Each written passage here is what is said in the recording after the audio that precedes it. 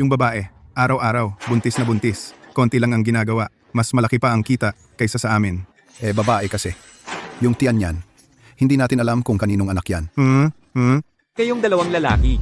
Dito kayo nagchichismisan. Hindi ba kayo nahihiya?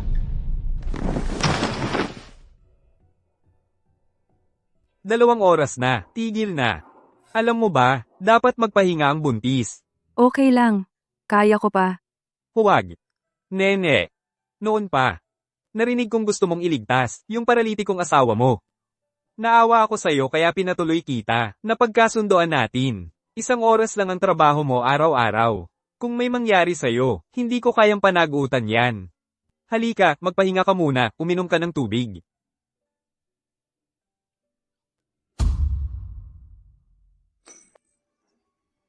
Pare. Ito ay... Nene. Ang ganda ng pagmamahal mo, nakakaiyak talaga. Ito na lang ang magagawa ko. Salamat. Hoy hoy hoy, anong nangyayari? Anong nangyayari? Nene, anong nangyayari? Anong nangyayari? Parang manganganak na ako. Tawagan mo ang ambulansya. Sige, tatawag ako.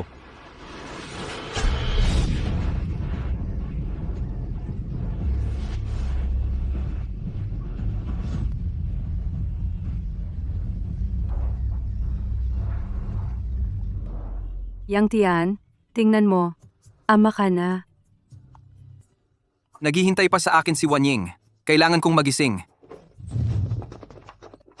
Miss Nurse. Nasaan po ang kwarto 204? Salamat po.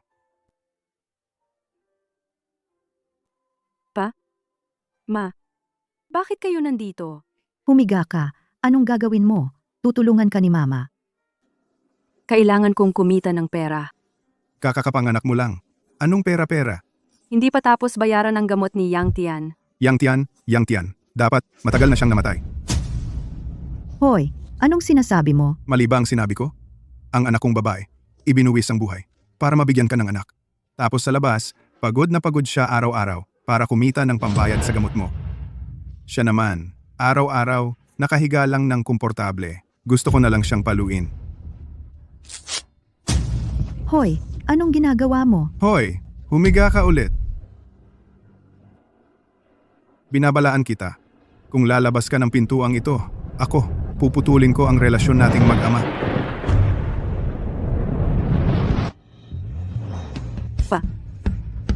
Ako ang asawa ni Yang Tian. Mahal na mahal ko siya. Hindi ko siya pababayaan.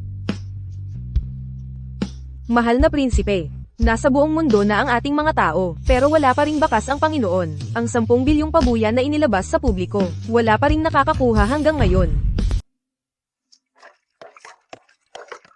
Kasama ang sahod ko ngayong buwan, kulang pa ng 2,000 para sa gamot ni Yang Tian. Ano na ang gagawin ko? Nanay, pwede ba akong kumain ng isang itlog ngayon? Dahil si Yingying, Ay tumulong sa nanay mag-ayos ng gulay? bigyan kita ng pritong itlog bilang gantimpala. Yehey, ang bait-bait mo nanay. Hoy, abala, Kuya Ching, narinig ko, 8 taon ng lumpo ang asawa mo? Ayos lang, magpatuloy lang kayo sa ginagawa ninyo. Dumaan lang ako para tumingin-tingin. Bakit hindi na lang sumama ka sa akin? anong ginagawa mo? Bitawan mo ako. Mas mabuti pa ako kaysa sa asawa mong gulay-gulayan, di ba? Bitawan mo ako. Bitawan. Masama ka, bitawan mo ang nanay ko. Mabait ka, Yingying. Tawagin mo akong tatay. Pag tinawag mo akong tatay, sasamahan kita kumain ng masasarap. Ayos ba? Ha. Anong ginagawa ninyo? Mahal, Ano ang ginagawa ninyo kanina? Si Kuya Ching kasi. itong babaeng ito, ginigisa ako sa kusina. Ikaw talaga ang... Tumahimik ka. Buti na lang matibay ang loob ko. Kung hindi, nadala na ako sa kanya. Ayos ka talaga, babae. Naawa ako sa'yo, binigyan kita ng trabaho, tapos magnanakaw ka pa ng asawa ko. Wala akong ginawa. Huwag niyo pong apihin ang nanay ko. Umalis ka dyan, bata. Ikaw talagang babae. Binigyan kita ng trabaho, Hindi ka man lang nagpasalamat. tapos magnanakaw ka pa ng lalaki ko. Heto sa'yo, magnanakaw. Si tito na masama ang gustong mangapi sa nanay ko. Katarantaduhan! Ang puso ko'y para lang sa asawa ko. Siya ang gumigisa sa akin. Nanay pa naman, gumagawa ng ganitong kahalayang bagay. Siguro, hindi ito ang unang beses niyang gumawa ng kalaswan. Yung bata, baka naman, hindi talaga anak niya yan. Ngayon, papagisingin kita. Hahaha.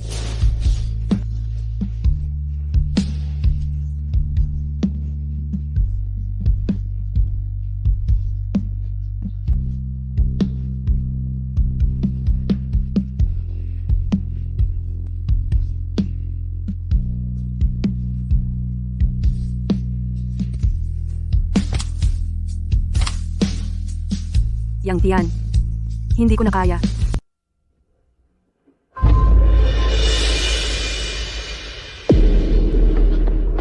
Ano ang gusto ninyo? Miss Jiang. Hindi pa kumpleto ang bayad mo sa gamot. May ultimatum na mula sa itaas. Kailangang bakantehin ang kwarto ni Ji. Yang para sa iba. Wala na kami magagawa. Director Wang, pakiusap. Bigyan mo kami ng 1 linggo. Mahal, anak. Hindi ko kayo naprotektahan. Paumanhin. Sapat na ang oras na ibinigay namin sa iyo. Tito Wang, pakiusap. Bigyan mo pa kami ng kaunting oras. Buisit. Kailangan kong magising. Ganito na lang. Ang gastos na ito, ako na ang sasagot.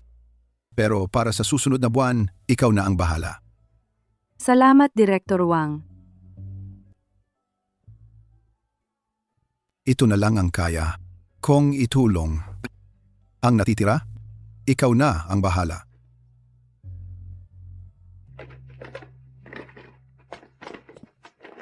Miss Jiang, 10 taon na.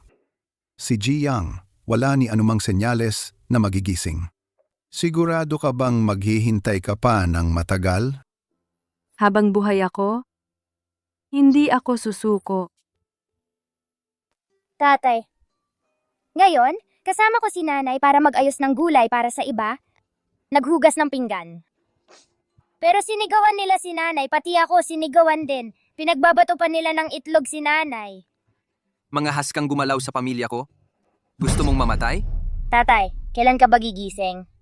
Kailan mo kami mapoprotektahan ni nanay? Ayokong makita si nanay na nahihirapan. Ayoko ring makita na pinag-uusapan siya ng iba. Gigising na ako. Gagawin kong magbayad ang lahat ng humamak sa inyo. Lahat sila. Gagamitin ko ang buong kapangyarihan ng Genlong Dian para mapawi ang kahihiyan ninyo. Tatay, gising ka na, pwede ba? Ayokong marinig mula sa ibang bata na wala akong tatay.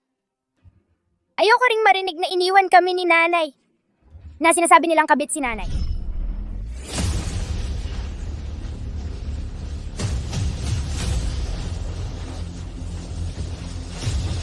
Basagin!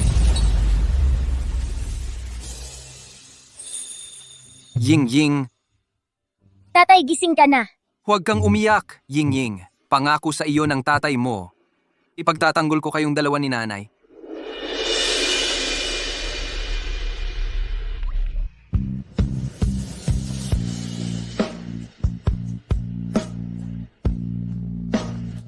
Yang Tian, gago ka. Gago. Binata, sa loob ng 10 taon, hindi pagtulog ang ginawa mo, kundi pag-aaksaya sa gintong kabataan niya. Ang pagising mo ngayon ay dahil sa pagtitiyaga niya. Maging mabuti ka sa kanya. Ang hirap ng pinagdaanan mo nitong mga nakaraang taon. Bukas, ibibigay ko sa iyo ang kasal na inantala ng 10 taon. Isang kasal na walang katulad. Pupuntahan ito ng mga kilalang tao at makapangyarihan sa buong mundo. Lahat sila. Gagawin kitang pinakamatingkad na tao sa buong mundo. Sasambahin ka ng milyon-milyon. Maniwala ka sa akin.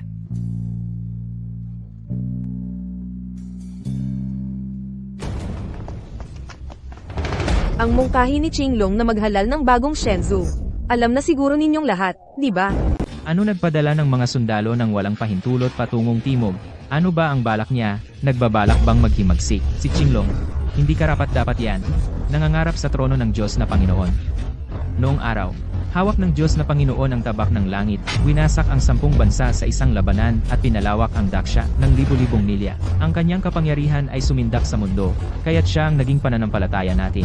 Hindi ba siya natatakot na bumalik ang Diyos na Panginoon? Putulin siya ng isang taga. Prinsesa Zuke. Ngayon, si Qinglong ang namumuno sa hukbo patungong timog. Walang natirang puwersa sa hilagang hangganan, kung sasamantalahin ng mga dayuhan ang pagkakataon at sumalakay. Magiging malagim ang kahihinatnan. Ang pinakamahalaga ngayon, mangyaring humingi ng tulong kina Prinsipe Baiho at Prinsipe Xuanwu na magpadala ng mga tropa para magtanggol. Tumanggi na silang dalawa na sumunod sa utos. Malamang. Nakipag-usap na sila kay Qinglong noon pa. Ito, ano na ang dapat nating gawin? Kung nandito pa rin ang Diyos na Panginoon, hindi sila maglalakas loob na gawin ito. Diyos na Panginoon, nasaan na po ba kayo? Juke. Maayos ka lang ba? Diyos na Panginoon, sa loob ng 10 taon, hinanap namin kayo. Nasaan ka ba talaga? 10 taon na ang nakalipas. Nagpakasal ako sa Haicheng. Ngunit ako'y sinumpa ng Nanwu sa isang ritual ng dugo at naging gulay. Ang aking asawa, si Jiang Wanying, siya ang nag-alaga sa akin ng mahirap sa loob ng 10 taon. Ang ordinaryong pamilyang ito ay nagbigay ng napakaraming sakripisyo para sa akin. Ngayong nagising na ako, hindi ko siya bibiguin. Gagamitin ko ang buong Zhenlong Dian bilang kapalit upang magdaos ng piging at gawin siyang reyna at hugasan ang kahihiyan niya sa nakaraang 10 taon.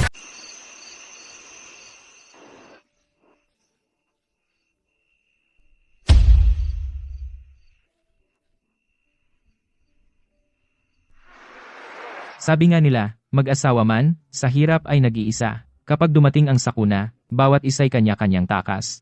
Ang babaeng ito'y nagtiis ng hirap, 10 taong tuloy-tuloy na nag-alaga sa Diyos. Talagang kahanga-hanga at kahabag-habag. Oo nga, ilang 10 taon ba ang mayroon sa buhay ng isang tao? Tunay ang pagmamahal ng babaeng ito, mabait at mahusay, waring may ugali ng isang reyna para sa buong mundo. Karapat dapat siyang maging reyna ng langit ng ating templo ng dragon. Kahit hindi ako sang-ayon. Pero talagang ako ang natalo. Ipag-utos mo. Ang balita tungkol sa kasal ng Diyos bukas ay ipaalam sa buong mundo at anyayahan ng lahat ng kilalang tao at makapangyarihan mula sa 4 na dagat at 8 sulok na dumalo at magdala ng regalo. Ang sino mang hindi dumalo, pugutan ng ulo. Gusto kong makita kung sino pa ang maglalakas loob na sumuway kapag muling nagpakita ang Diyos. Isa pa, ipaalam sa unang pamilyang Yang ng dakilang siya na sila ang maghahatid ng unang malaking dot para sa Diyos. Ipagutos sa templo ng dragon, ang 100,000 banal na mandirigma sa lupa, dagat, at himpapawid, na magtungo kaagad sa Haicheng sa gabi, upang bantayan ang kasalan ng Diyos. Tinatanggap namin ang utos. Natanggap ng hukbong katihan, 50,000 banal na mandirigma ay nakahanda na. Tutungo na kaagad sa Haicheng. Natanggap ng hukbong pandagat. Natanggap ng hukbong panghimpapawid. Handang mamatay para protektahan ang Diyos. Ang pinuno ng pamilya ay nagpakita sa Haicheng. Bukas na ang kasal. Makinig kayo, lahat ng miyembro ng pamilyang Yang. Maghanda ng maraming mamahaling regalo at sumama kayo sa akin sa pamilyang Jiang upang salubungin ang bagong reyna. Opo.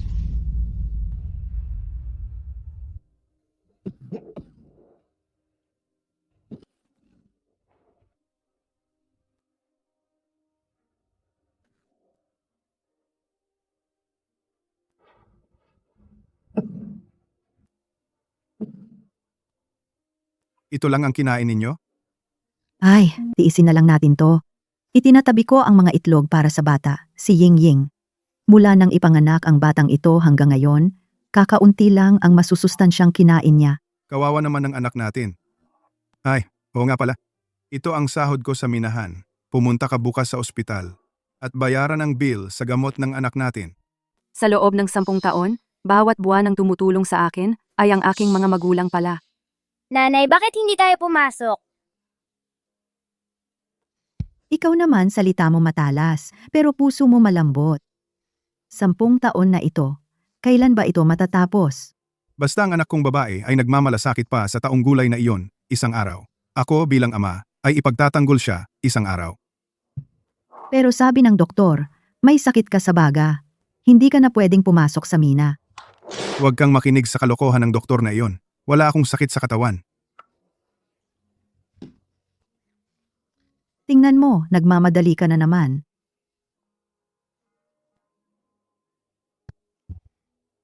Ang pera mula sa demolisyon ay kinuha ni Xiaohu at ng masamang asawa niya ang dinala. Hindi ako pupunta sa mina. Saan ako kikita ng pera? Bihi.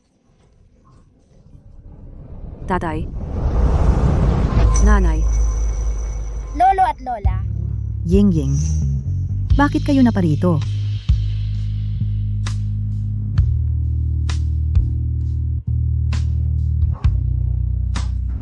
Pupunta ako bumili ng buto-buto para kay Ying-Ying. Tatay, nanay.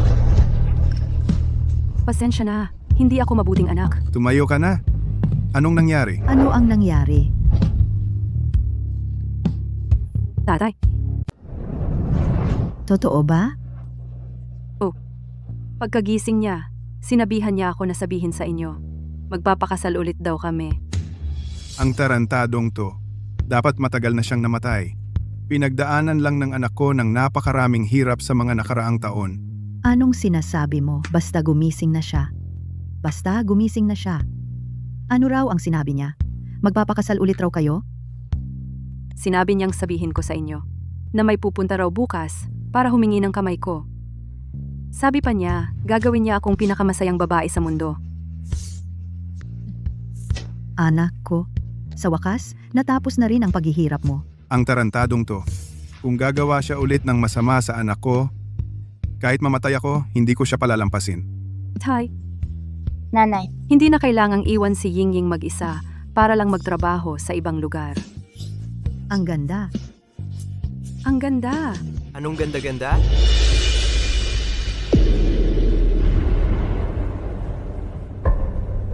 Xiaohu, Yiran, may gusto akong pag-usapan sa inyo.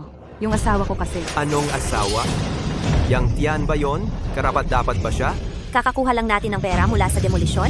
Agad-agad siyang sumulpot para humingi ng parte. Ang bilis ng balita niya ah. Anong ginagawa mo? Kapatid mo, si Wanying. Basura lang yan. Jiang Wanying. Wala kang makukuhang kahit piso mula sa pondo ng demolisyon.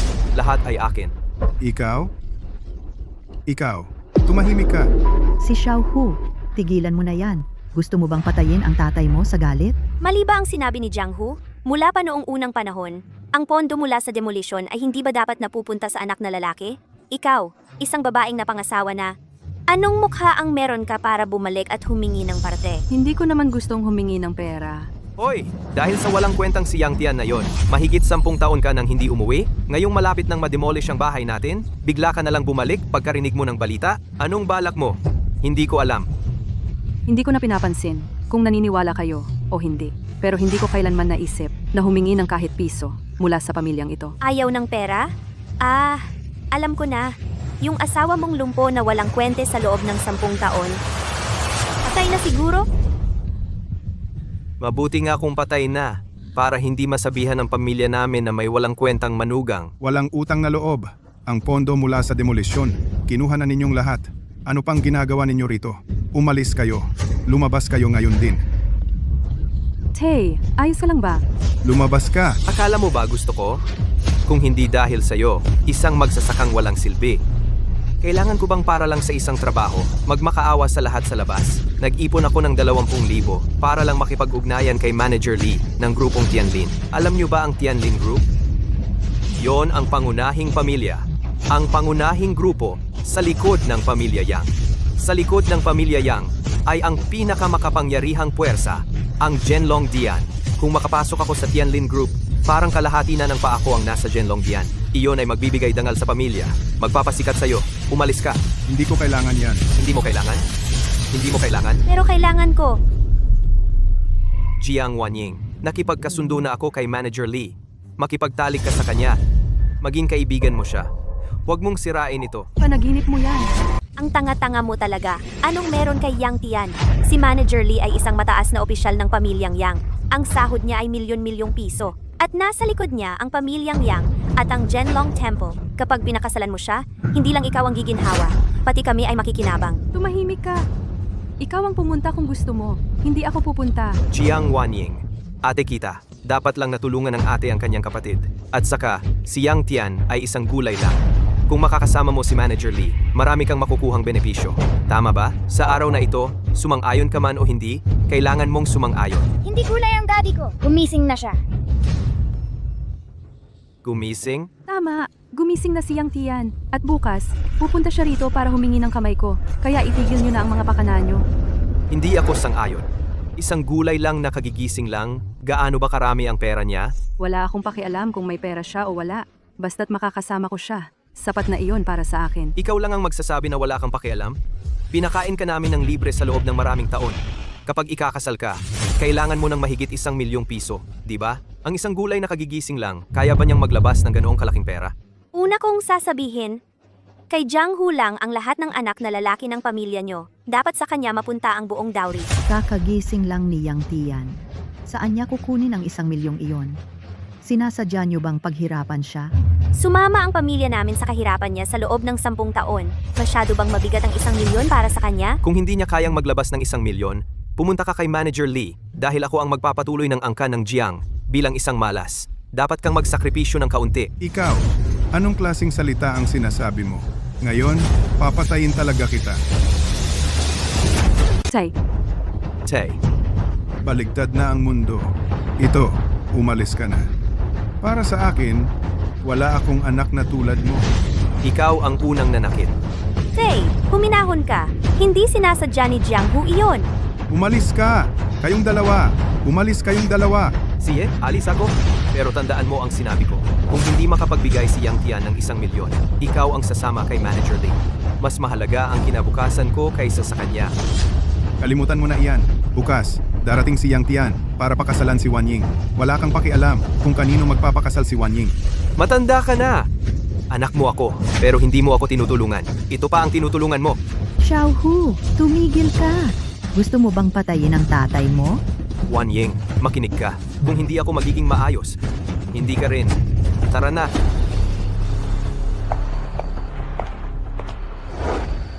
Naku, nakakainis. Bakit ngayon nagising si Yang Tian? Kung hindi makatulog si Manager Lee dahil kay Wan Ying, sayang ang 20,000 ko. Isang bagay na koma ng 10 taon, paano maikukumpara kay Manager Lee? Ganito? Tawagan mo si Manager Lee ngayon at sabihing pumunta bukas. Gawin nating sapilitan. Sino nga ba ang ikakasal bukas? Nakatanggap kami ng utos mula sa Panginoon. Dadalhin ang dot at magmamadali sa bahay ng mga Jiang para sunduin ang ikakasal. Tanghaling tapat, maswerte ang oras. Kailangang masando si Ginang, Jiang at madala sa Tianlin Hotel.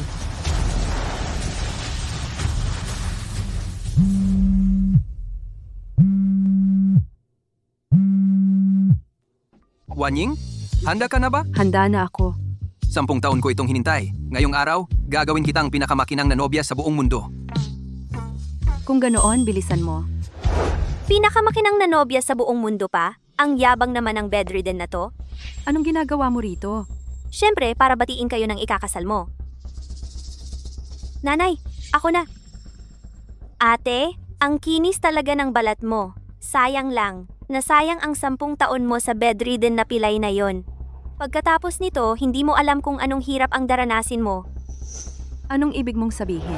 Tatay, ang ibig kong sabihin, kaysa ipakasal ang ate ko kay Yang Tian na yon, mas mabuti pang sumama siya kay Manager Lee para magpakasaya. Oo nga, napakabait ni Manager Lee. Hindi mo talaga balak pakasalan yung bedridden na yon, di ba? Para sa mga babae, ang pag-aasawa ay pangalawang pagkakataon sa buhay. Kapag mali ang napili mong lalaki, magdudusa ka habang buhay. Naniniwala ako na hindi papahuli si Yang Tian kanina man. Sa itsura niyang pilay na yon, wala siyang pera, wala siyang kapangyarihan. Paano siya makakapantay kay Manager Lee? Para lang naman sa ikabubuti mo ito ng kapatid mo. Kapag naging kabit ka ni Manager Lee, pagkatapos nito, magiging maayos ang buhay ng buong pamilya natin. Ano ba talaga ang gusto mong sabihin? Si Manager Lee, nandito na't may dalang regalo para humingi ng kamay mo. Naghihintay siya sa labas. Tumigil ka. Si Yang Tian lang ang gusto ko. Napakabait talaga ni Manager Lee. Sa totoo lang, hindi ako sang-ayon na si Wan Ying ay pakasalan yung walang kwentang yon. Ako rin, hindi sang-ayon. Kung pakakasalan ni Wan Ying yung bedridden na pilay na yon, hindi lang tayo makikinabang. Pagkatapos, Baka manghiram pa yan sa atin. tama. At saka, tatay, isipin mo, ang pamilya niya, mahigit 10 taon nang hindi hinahanap. Talagang mga dukha ang buong pamilya nila. Tama ba? Kapag pinakasalan siya ng ate ko, magiging mga parasito lang sila ng pamilya natin. Magiging pabigat lang sila. Siya nga pala, Guo King. Kung hindi mo man isipin ang sarili mo, isipin mo naman kami nitong mga kamag-anak mo. Kung sumunod si Wan Ying kay Manager Lee, Lahat tayo'y magiging maunlad. Ah, tama. Yung bagay na yon, hindi ba't nagsabi raw ng isang napakagarbong kasal? Hanggang ngayon, wala pa ring paramdam. Sa palagay ko, ngayong nandito na si Manager Lee, Ginoong Jiang, ito ay ipinaghanda ko ng espesyal para sa inyo. 100 taong matandang alak. Espesyal na inumin mula sa Zhenlong Temple ang alak na ito. Kapag ininom mo ito, magiging balanse ang iyong katawan at magiging masigla ang iyong espiritu. Talagang napakahalaga nito. Malaki rin ang naitulong ko sa grupo. Kaya naman gantimpalaan ako ng maliit na bote lang nito. Ngayong araw, ibibigay ko ito sa inyo. Tatak. Taos puso si Supervisor Lee. Agad-agad ay nagbigay ng napakamahal na regalo. Tanggapin mo na. Hoy, isang bote lang ng alak yan. Basta't ngayong araw, makakasiping ako sa ate mo, magiging magkakamag-anak na tayo.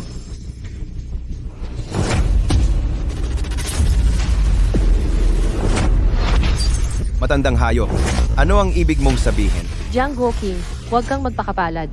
Gusto ka ni Supervisor Lee na maging kabit ng kanyang anak na babae. Malaking karangalan yan para sa'yo. Tama. Sa kalagayan mong ito. Kung hindi dahil kay Supervisor Lee, hindi kami makikipagkamag-anak sa'yo. Kung gusto ninyong maging kaibigan ng iba, ipadala ninyo ang sarili ninyong mga anak na babae. Bilis! Kailangan nating makarating sa loob ng 5 minuto.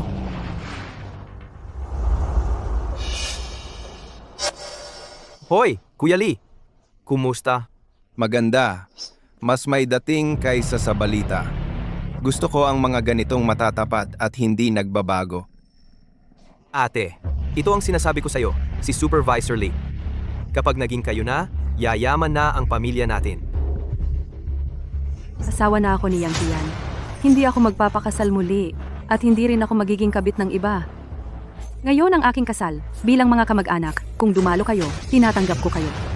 Ngunit kung may masamang hangarin kayo, lumayas kayo ngayon din sa Biaute? Pwey, anong klaseng kasal ang magagawa ng ganoon? Kuya Lee, mamaya, itatali ko siya sa kwarto at bahala ka na sa kanya. Kapag nangyari na ang lahat sa inyong dalawa, ikaw na ang lalaking ikakasal ngayong araw. Magagawa mo ba yan? Matanda, umalis ka. Halika rito.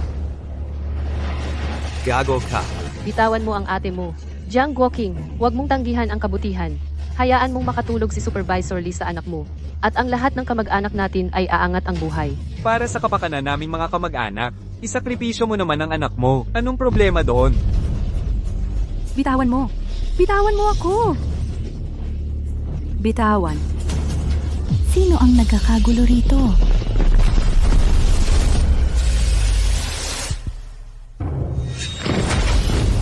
Si Jiang Wanyin, ang tunay na anak na babae ng pamilya Jiang. Tapat ang kanyang pag-ibig at matibay ang kanyang panata. 10 taong pagtitiis, nakakapukaw ng damdamin. Si Yang Tian, ang pangulo ng pamilya, ay narito ngayon upang humiling ng kamay. Ako si Yang Yun ng pamilya Yang. Sa utos ng pangulo ay dala ang 3 antas ng dot mula sa pamilya Yang. Ang unang antas, nagkakahalaga ng trilyon. Lahat ng shares ng Tianlin Group. Pakikuha po, Pinigining Jiang. Ano? Ikaw ay mula sa pamilya Yang. Panginoon, si Yang Tian ba ang tinutukoy mo? Oo, inutusan kami ni Panginoong Yang Tian na dalhan ng binibining Jiang ng unang handog para sa kasal. Ang unang handog na ito ay tinatawag na yaman. Ito ay ang Tianlin Group, lahat ng shares ng 10 pangunahing negosyo nito. Makakatulong ito sa iyo, binibining Jiang, na umangat ng husto, lampasan ng iyong kasalukuyang estado, at maging ang pinakamayaman sa Jiangnan. Maging ang pinakamayaman sa Jiangnan. Yaman na ang pamilya Jiang. Hindi ko inaasahan. Ganoon pala kalakas ang taong gulay na yon. Kung alam ko lang, ipapakasal ko na lang sana ang anak ko sa kanya. Yang Tian, sino ka talaga? Imposible! Ang Tianlin Group ay may trilyon na halaga. Ito ang numero 1 negosyo sa ilalim ng pamilya Yang at may proteksyon pa mula sa Zhenlong Temple. Paano posibleng basta-basta ilipat sa isang babaeng magsasaka? Maglakas loob kayong manghamak sa aming reyna ng pamilya Yang. Ang laki ng apog ninyo, mga tauhan. Hulihin sila! Oy, bakit ako hinuhuli? Ako ang kapatid niya. Hindi niyo ako pwedeng ganyanin. Ate, alam ko na ang pagkakamali ko. Patawarin mo na ako. Nanay, tulungan mo naman ako. Wanying, tingnan mo. Huwag na lang. Pakawalan mo na sila. Ngayon ay masayang araw para sa akin. Huwag na tayong maghanap ng gulo. Kung ganoon ang utos ng Reyna, pakawalan na sila. Umalis kayo. Binibining Jiang. Si Yang Tian? Nasa Tianlin Hotel na ang Panginoon. Naghanda ng isang marangyang kasalan para sa iyo. Binibining Jiang, dumating na ang tamang oras. Sumama ka sa akin sa Tianlin Hotel. Ang Tianlin Hotel? Iyon ang numero 1 pitong bituing hotel sa buong bansa. Buisit! Si Yang Tian, isang taong gulay, nakakagising lang. Paano siya naging Panginoon ng pamilya Yang? Halika, Wan Ying. Salubungin mo ang iyong kaligayahan. Binibining Jiang, halika.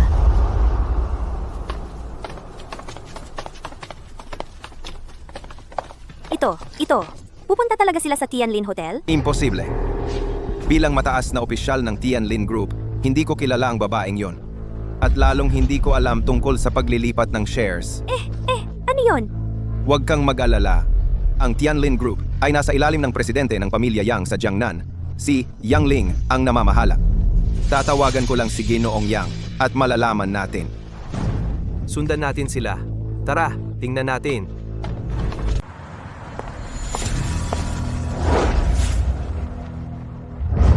Ang yaman na talaga ng pamilya Jiang.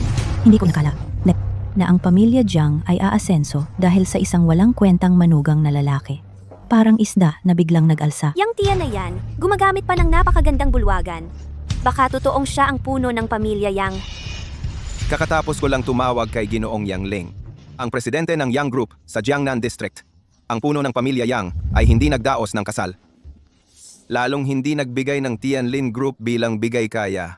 Kaya peke ang lahat ng ito. Sabi ko na nga ba, Yang Tian na yan. Paano siya magkakaugnayan sa pamilya Yang, ang pinakamayamang pamilya sa Daxia?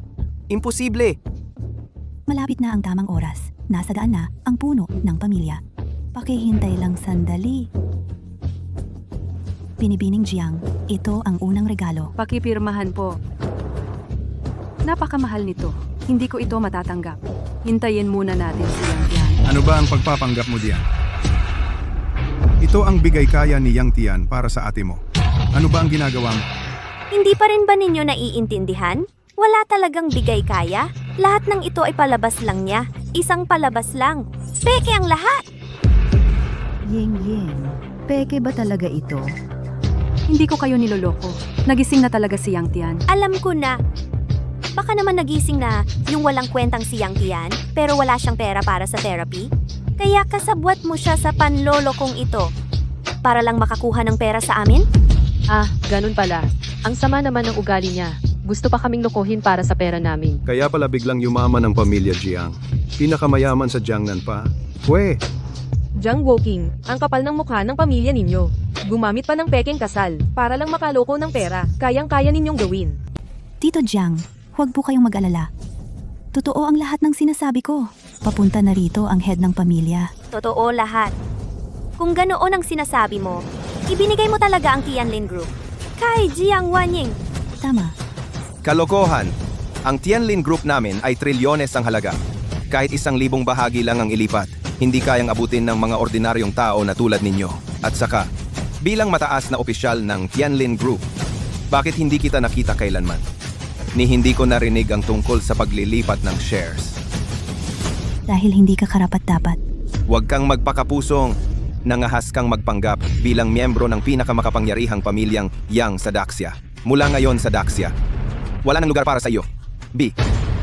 Walang lugar para sa akin sa Daxia? Tama, napakadakila ng mga miyembro ng pamilyang Yang. Paano ninyo magagaya ng mga hamak na tulad ninyo? Ngayong araw, siguradong mamamatay kayo.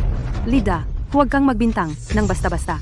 Oh, gusto kong marinig. Paano ako mamamatay? Oh? Ang pangyayaring ito ngayon ay iniulat ko na sa Board of Directors. Ang chairman ng aming Tianlin Group ay isang tunay na miyembro ng pamilyang Yang. Kapag nalaman niya ito, talagang imbestigahan niya ng husto at ikaw ay talagang mamamatay. Ganoon ba? Sa harap ko, baka hindi siya maglakas loob na magmalaki. Ang yabang mo naman. Si Miss Yang yun. Tama ba? Tignan natin. Oh, nga pala. At ikaw din, aking minamahal na Wanying. Bilang mastermind sa pangyayaring ito, ikaw at si Yang Tian ay mamamatay din. At kayo rin. Kapag nagalit ang pamilyang Yang, kayong mga kamag-anak at kaibigan ay walang makakatakas. Sa pagdating ng panahon, hindi lang sa Haicheng, kundi sa buong Daxia, wala na ring lugar para sa inyo. Ano? Kasama rin kami? Jiang Wanying, ikaw na babaeng ito. Kung gusto mong mamatay, huwag kaming isama. Jiang Guoqing, anak ang pinalaki mo, naghanap pa ng magpapanggap bilang miyembro ng pamilyang Yang. Kapag naapektuhan kami, hindi kita patatawarin. Ang pagiging kamag-anak ng taong tulad mo ay tunay na malas na malas. Matanda, ano na ang gagawin natin? Jiang Wanying, kayong dalawa ni Yang Tian, walang halaga ang buhay ninyo. Okay lang kung mamatay kayo. Ang buhay namin ay napakahalaga. Gusto mo ba kaming ipahamak? Manager Manager Lee.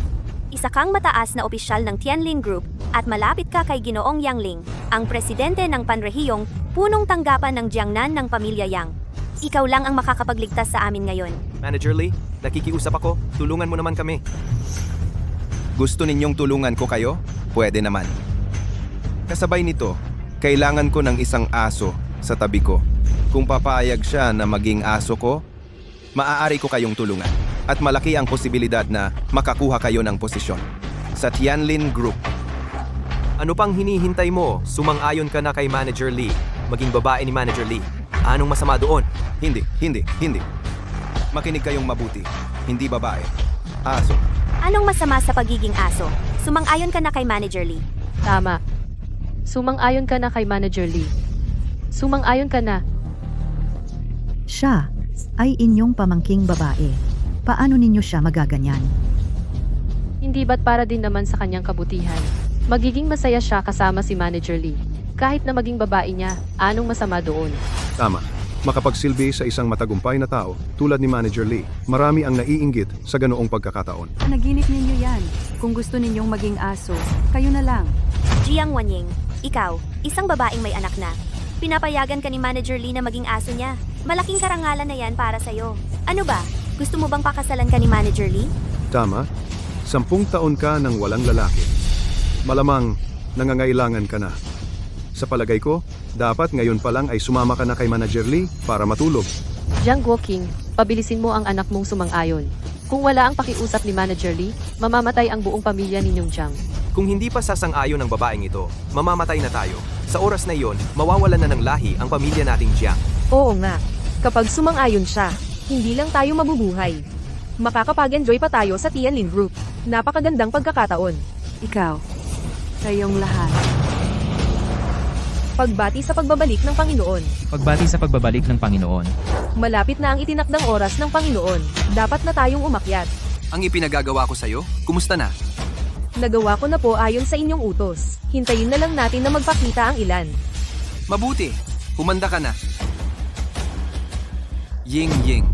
Ngayong araw, ikaw ang magniningning at magiging pinakamakinang sa lahat. Nakita mo na ba ng malinaw, Miss Jiang? Ang mga taong ito, tiningnan ka lang bilang pitaka.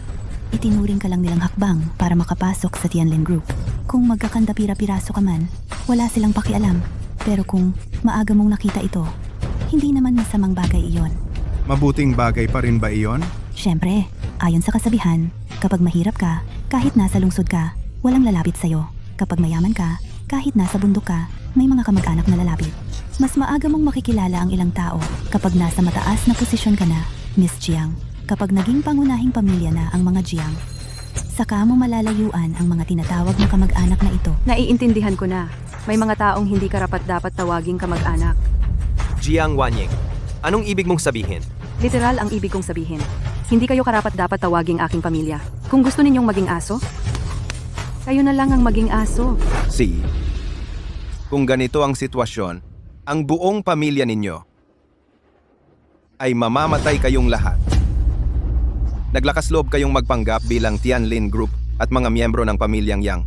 Kapag dumating na si Yang Master Yang, isa-isa kong i-aanunsiyo. Pagdating ng panahon, maghintay kayong lahat sa buong Daxia na papatayin ang inyong kinabukasan. Wala na tayo. Galit na si Manager Lee. Ito. Huli na ang lahat. Hindi pwede. Kailangan nating agad na iwasan ang relasyon sa pamilya nila. Kapag dumating na ang pamilyang Yang, huli na ang lahat. Iwasan ang relasyon? Tama? Makinig kayong lahat. Simula ngayon, ganap na akong puputol ng relasyon kay Jiang Wanying. Mula ngayon, hindi na siya ate ko. Kaaway na namin siya. Tama. Mula ngayong araw, kami at ang pamilya ni Jiang Wanying ay magkaaway. Mga hayop, ano ba ang pinagsasasabi ninyong dalawa? Jiang Guoqing, tingnan mo ang gulo na dala ng pamilya mo. Kahit ang sarili mong anak ayaw sa'yo. Jiang Hu, sinusuportahan kita. Puputol din ako ng relasyon sa pamilyang Jiang. Sa susunod, magkaaway na tayo. Mula ngayon, magiging magkaaway na tayo. Tapos na ang relasyon natin. Kayo, ito. Jay, Kapag may pakinabang, malapit. Kapag may problema, layo. Siguro, nakita nyo na rin ang tunay na mukha ng mga taong ito. sila. Hindi naman talaga sila karapat-dapat na tawaging kapamilya. Sila. Mga lintalang silang sumisipsip ng dugo. Jiang Wanying, nagmamalinis ka pa? Kung tutuusin, kailangan lang na isakripisyo mo ang iyong dangal. Makakamit na nating lahat ang magandang buhay. Pero ikaw, ang makasarili mo. Ayaw mo pang tulungan ang sarili mong kapatid. Kaya tama lang na ituring ka naming kaaway. Diba? Jiang Wanying, tinalikuran ka na ng lahat, pati pamilya mo. Hintayin mo na lang na dumating si Young Master Yang at patayin kayong lahat. Sao Bao. Halika.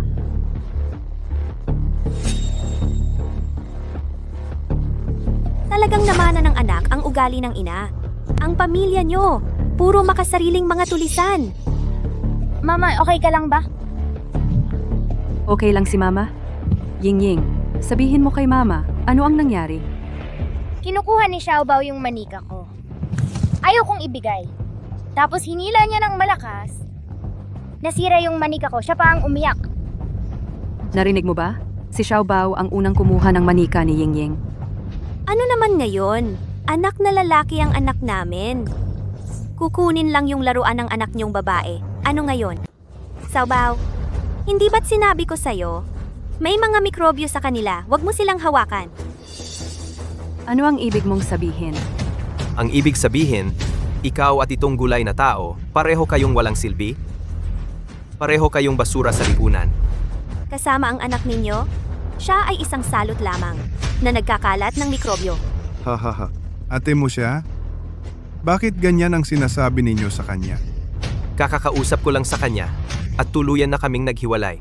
Siya at ang walang kwentang asawa niya, naglakas loob magsabing sila ay mga Yang at nagsabing bibilhin nila ang Tianlin Group. Hintayin ninyo ang mga Yang, pagpuputul-putulin kayo at ipapakain sa aso. Karapat dapat silang mamatay. Pero, ang utang sa pag-iyak ng anak ko, hindi pa nababayaran. Ano ang gusto mong gawin? Lumuhod at humingi ng tawad sa anak ko. Ikaw. Huwag na kayong mag-away. Ayos lang ba? Paano kami nag-away? Sinuntok ng batang ito ang anak ko. Bilang ama, kailangan kong maghiganti.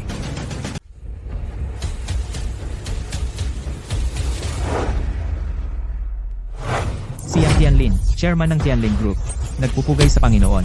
Maligayang pagbabalik, Panginoon. Ikaw ang kapatid niyang yun? Yang Tianlin. Opo. Ngayon, ang iyong Tianlin Group ay ibibigay ko bilang regalo sa biyenan ko. Ano ang masasabi mo? Isang karangalan na pinili ng Panginoon ang Tianlin Group bilang bigay kaya. Ito ay isang malaking karangalan para sa akin. Mabuti, hindi kita pababayaan. Sa hinaharap, ang negosyo ng pamilya sa langis sa gitnang Asya ay ipagkakatiwala ko sa iyo. Tumayo ka na. Salamat, Panginoon. Panginoon, may ulat ako. Ang ginang ay nasa venue at nagkaroon ng alitan kay Lida, ang tagapamahala ng Tianlin Grupo. Pinipilit ni Lida ang ginang na maging kanyang babae. Ano ang sinasabi mo? Panginoon, pakihinahon po. Ako na ang bahala rito. Jiang Wanying, ngayon, ikaw at ang batang ito ay dapat lumuhod at humingi ng tawad sa anak ko. Kung hindi, hindi ito matatapos. Nanay, Ayos lang. Jiang Hu, kailangan mo bang gawing ganito ang sitwasyong ito? tigilan mo na ang mga salita mo. Sasabihin ko sa iyo. Ngayon, kung hindi kayo luluhod at hihingi ng tawad, hindi kita papatawarin. Hoy, grabe na ito. Waning, nakikita mo na? Ito ang resulta kapag walang lalaki na umaalalay sa iyo. Ngunit kung ikaw ay sumama sa akin at maging babae ng tagapamahala ng Tianlin, hindi lang sila ang hindi maglalakas loob na apihin ka, ikaw pa ang makapagpapasya. Kung mabubuhay sila o mamamatay.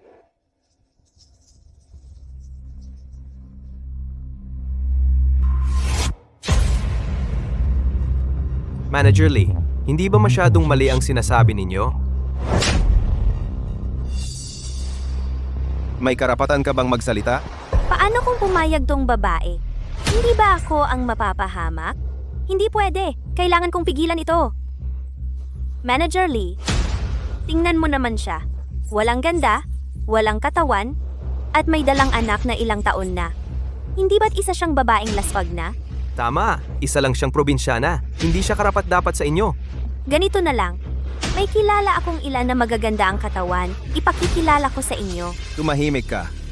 Ganito talaga ang gusto ko.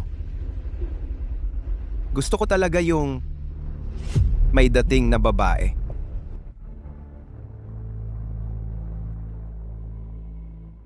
Tawagin mo akong tatay, tatay.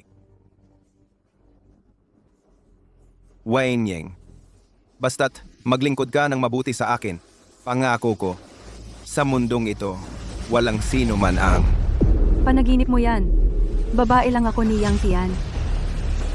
Ayaw mo ng masarap, masakit pala ang gusto mo. Bitawan mo. Kung hindi, sa buong Haicheng, wala ka nang matitirang buhay. Bida, ang lakas ng loob mo ah. Chairman. Tagapamahalali. Ang lakas ng loob mo. Direktor, Chairman. bitawan mo. Dumating na ang aming chairman ng Tianlin Group. Ngayon, siguradong patay kayo. Chairman, dumating na po kayo. Oo, kung hindi pa ako darating, lahat ng tao sa Tianlin Group ay mamamatay na. Ikaw ang may gawa nito, tagapamahalali. Chairman, ganun ba kabigat ang sitwasyon? Kasalanan nila ito. Ang buong grupo ng mga ito ang walang takot. Nagkukunwaring mga yang. Sabi pa nila, kapag ikinasal ang patriarka ng pamilyang Yang, ibibigay ang Tianlin Group bilang dowry sa kanila. Parang biro lang. Hahaha, Chairman, ito yung babae. Siya nga. Sabi pa niya, hindi ka maglalakas loob sa harap niya. Haha, ang kapal ng mukha. Ay, babae, nandito na ang aming chairman. Magluhod ka na at humingi ng tawad. Tingnan natin kung papayag siyang lumuhod ako. Maglakas loob kang hindi rumespeto sa aming chairman. Gusto mong mamatay. Direktor, Chairman, ano po ang gagawin ninyo? Punyeta ka. Ate, okay ka lang ba? Di Director. Tagapamahalali.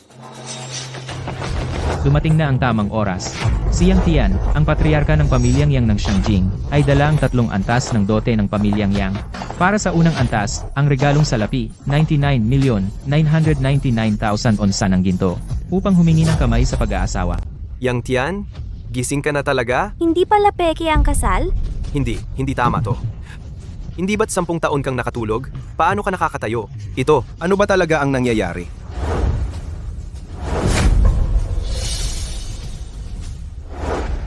Papa, dumating ka na rin. Ying. Bakit nasira ang manika mo? Bukas, bibilhan kita ng bago. Sige? Bakit? Hindi mo na ba gusto ang manika, Ying? Gusto ko, pero mas gusto ko, nandito si Papa. Para wala nang masamang tao ang mga mga pi kay Mama.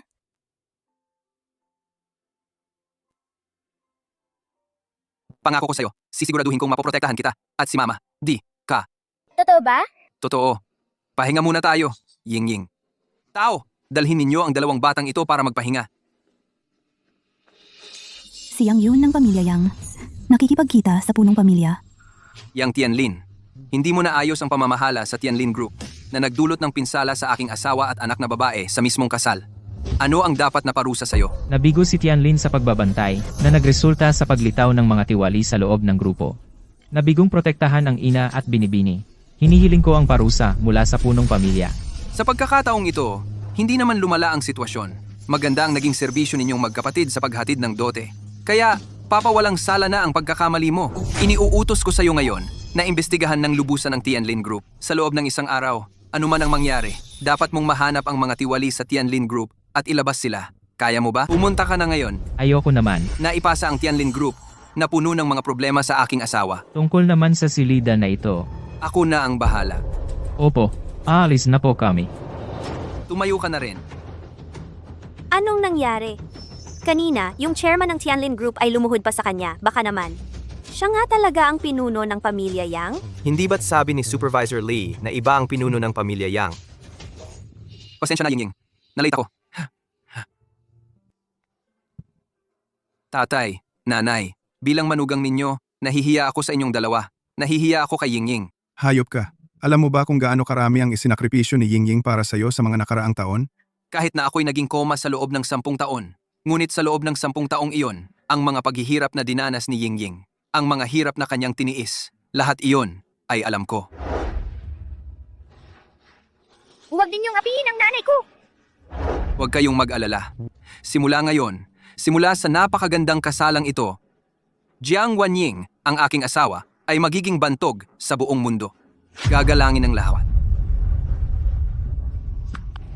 Ang araw ay sumisikat, nagbibigay ng kasaganaan. Ang mga puso ay nagkakaisa.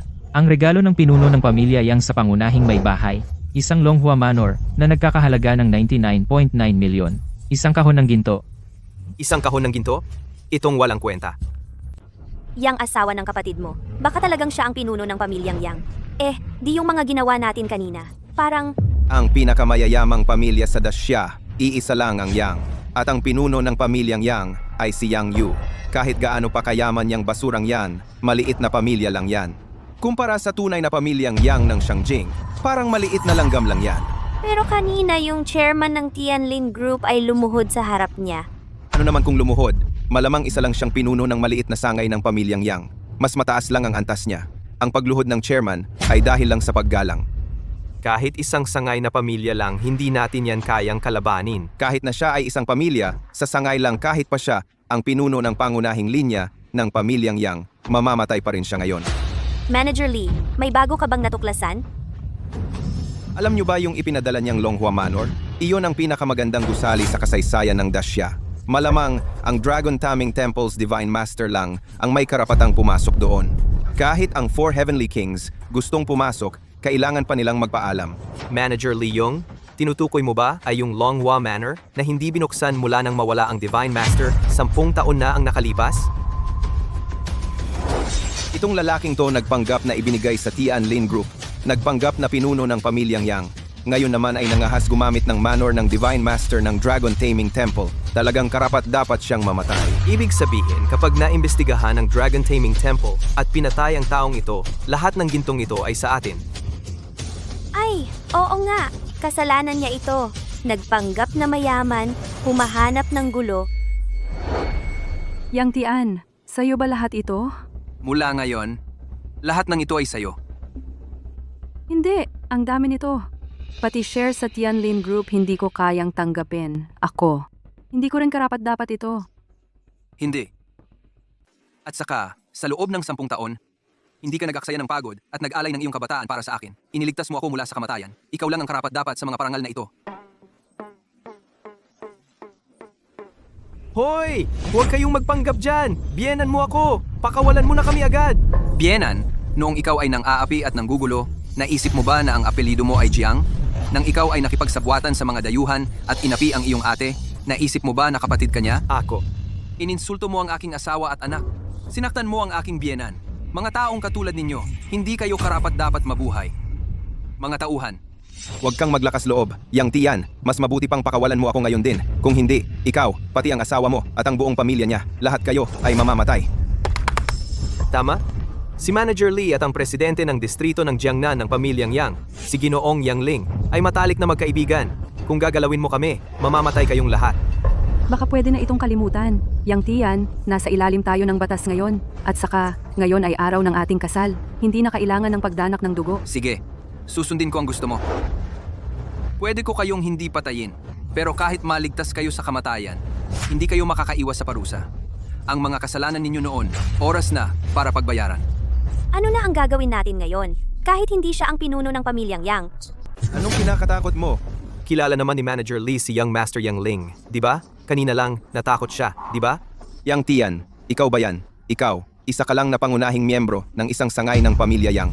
Samantalang ako ay matalik na magkaibigan ng pamangkin ng puno ng pamilya Yang sa Shangjing, si Yang Master Yang Ling. Matalik na magkaibigan talaga kami. Mas mabuti pang pakawalan mo kami.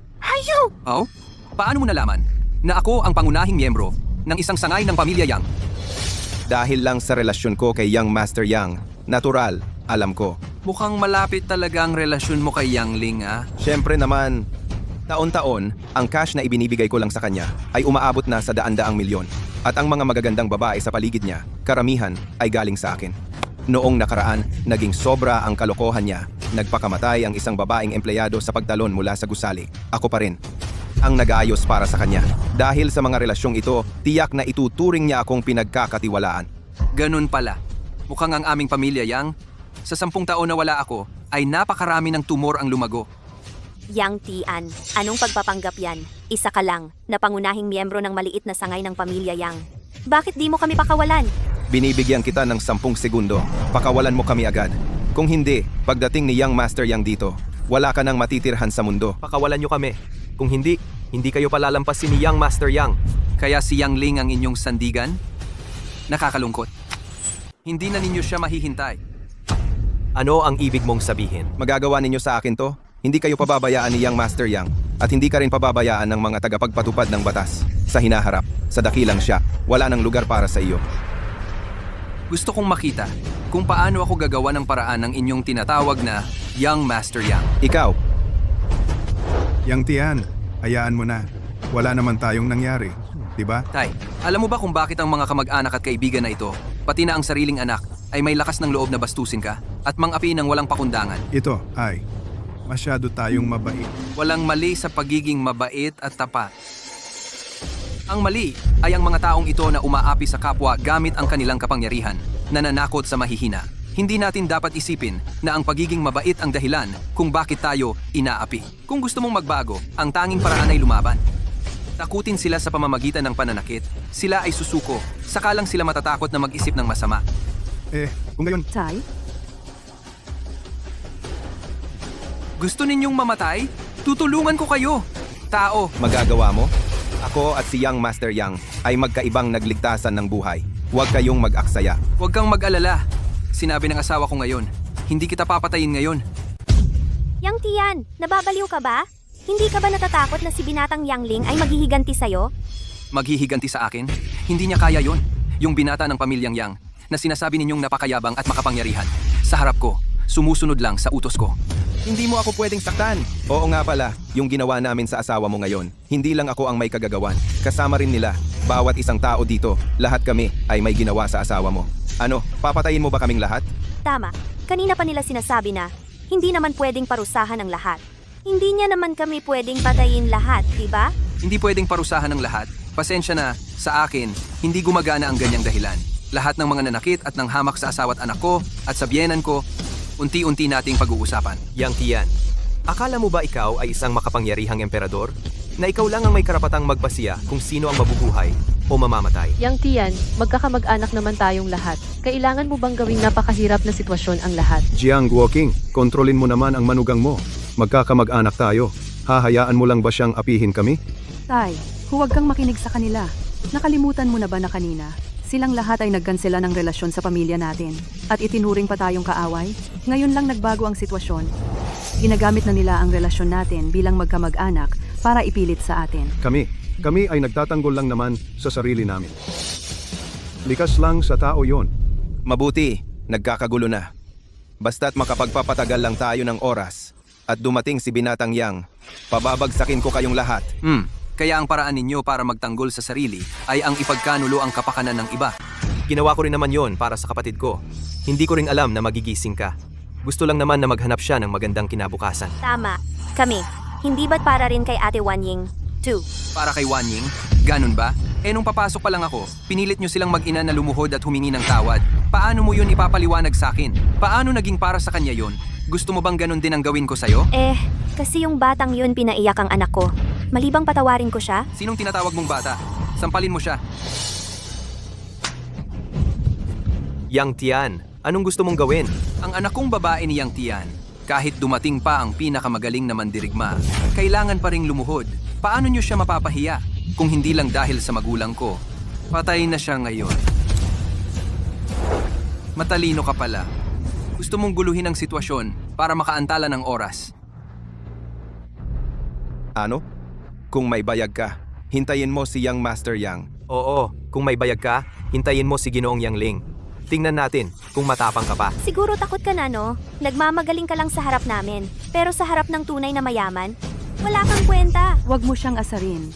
Alam ko, mukhang hindi pa rin kayo kontento. Bibigyan ko kayo ng pagkakataon para makita ninyo ng sarili ninyong mata ang inyong pinagkakatiwalaan, ang inyong sandigan. Sa huli, ang pinagmamalaki ninyo ay wala kundi ang pamilya Yang ng Xiangjing. Kung ganun, bibigyan ko kayo ng pagkakataon. 3 minuto, ipatawag ninyo si Yang Ling dito. Ipapakita ko sa inyo kung paano siya luluhod at hihingi ng tawad sa harap ko. Ngayong araw, gagawin ko ang lahat para mapasunod kayo ng buong puso at bibig, para malaman ninyo na ang mga makapangyarihan at sandigan na sinasabi ninyo sa harap ko ay hindi kasing halaga ng isang utot. Yang Tian, ang yabang mo! Hintayin mo lang!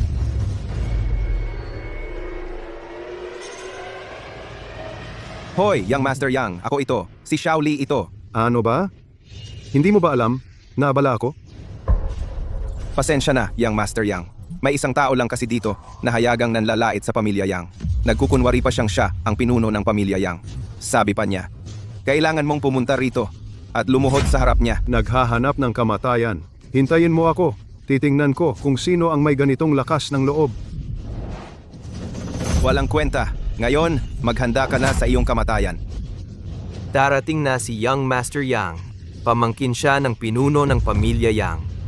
Tingnan natin kung sa harap ni Young Master Yang, ano pa ang halaga mo. Pagdating niya, tingnan natin kung paano ka mamamatay. Ito, talagang na-offend na natin si Yang Ling ng husto. Yang Tian, umalis ka na kaya agad. Kami na lang ang maiiwan para humingi ng tawad. Tatay, nanay, huwag kayong mag-alala. Alam ko ang ginagawa ko. Mukhang nasasarapan ka na sa pag-arte, kapag dumating na si Young Master Yang. Sige, Yang Tian. Naglakas loob kang galitin si Young Master Yang. Ngayon, ipapakita ko sa lahat kung paano ka dahan-dahan balatan at tanggalin ang litid ni Young Master Yang. Gawing isang tao na putol ang mga paa at kamay.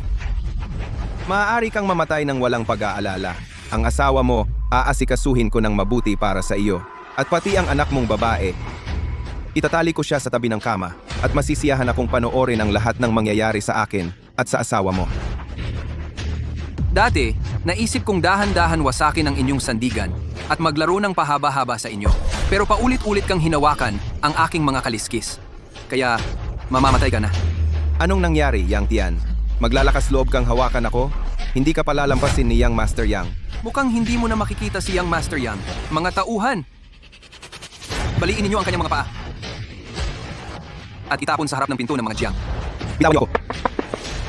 Yang Tian, ang relasyon ko at ni Young Master Yang ay nagligtasan na ng buhay. Kung maglalakas loob kang hawakan ako, tiyak na hindi ka palalampasin ni Young Master Yang. Dalhin niyo siya! Ikaw, Yang Tian. Yang Tian. Yang Tian, wala bang magiging problema talaga? Wala. Karapat dapat siyang mamatay. Yang Tian, ginawa mo iyan kay Supervisor Lee. Hindi ka ba natatakot na pagdating ni Young Master Yang Lin, pagdating niya, magdusa ka ng matinding kaparusahan? Noong mga nakaraang taon, ang 10 Diyos ng digmaan ng kalabang bansa, nais din akong parusahan. Pero matagal na silang patay. Kahit sila, hindi karapat-dapat. Isang pangrehiyong presidente lang ng pamilya Yang sa Jiangnan ang magparusa sa akin? Karapat-dapat ba siya? Sino ang sinasabi mong hindi karapat-dapat? Young Master, ito mismo ang hunghang na ito. Patuloy kang iniinsulto. Ito mismo ang lalaking ito.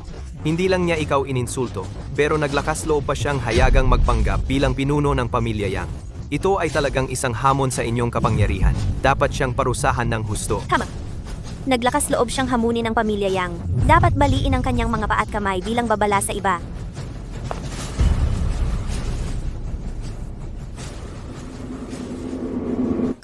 Tumahimik ka. Si Yang Ling, ang pangrehiyong presidente ng pamilya Yang sa Jiangnan, nakikipagkita sa pinuno ng pamilya Yang, nakikipagkita kay Elder Yang Yun. Panginoong Yang. Binibining Yang. Nagkakamali po ba kayo? Ang itlog ng pagong na ito ay isang taong gulay na kakagising lang. Oo nga, paano naman pwedeng siya ang maging Panginoon? Tumahimik kayo. Ang lakas ng loob niyong pag-usapan ng hayagan ng Panginoon ng pamilyang Yang. Gusto niyo bang balatan at tanggalin ang mga litid? Hindi alam ni Yang Ling na dumating ang Panginoon. Pasensya na po sa aking pagpapabaya. Patawarin po ninyo ako, Panginoong Yang. Tumayo ka. Ngayon, ano pa ang inyong ipagmamalaki? Ang walang kwentang ito, paano pwedeng maging Panginoon? Walang kwenta.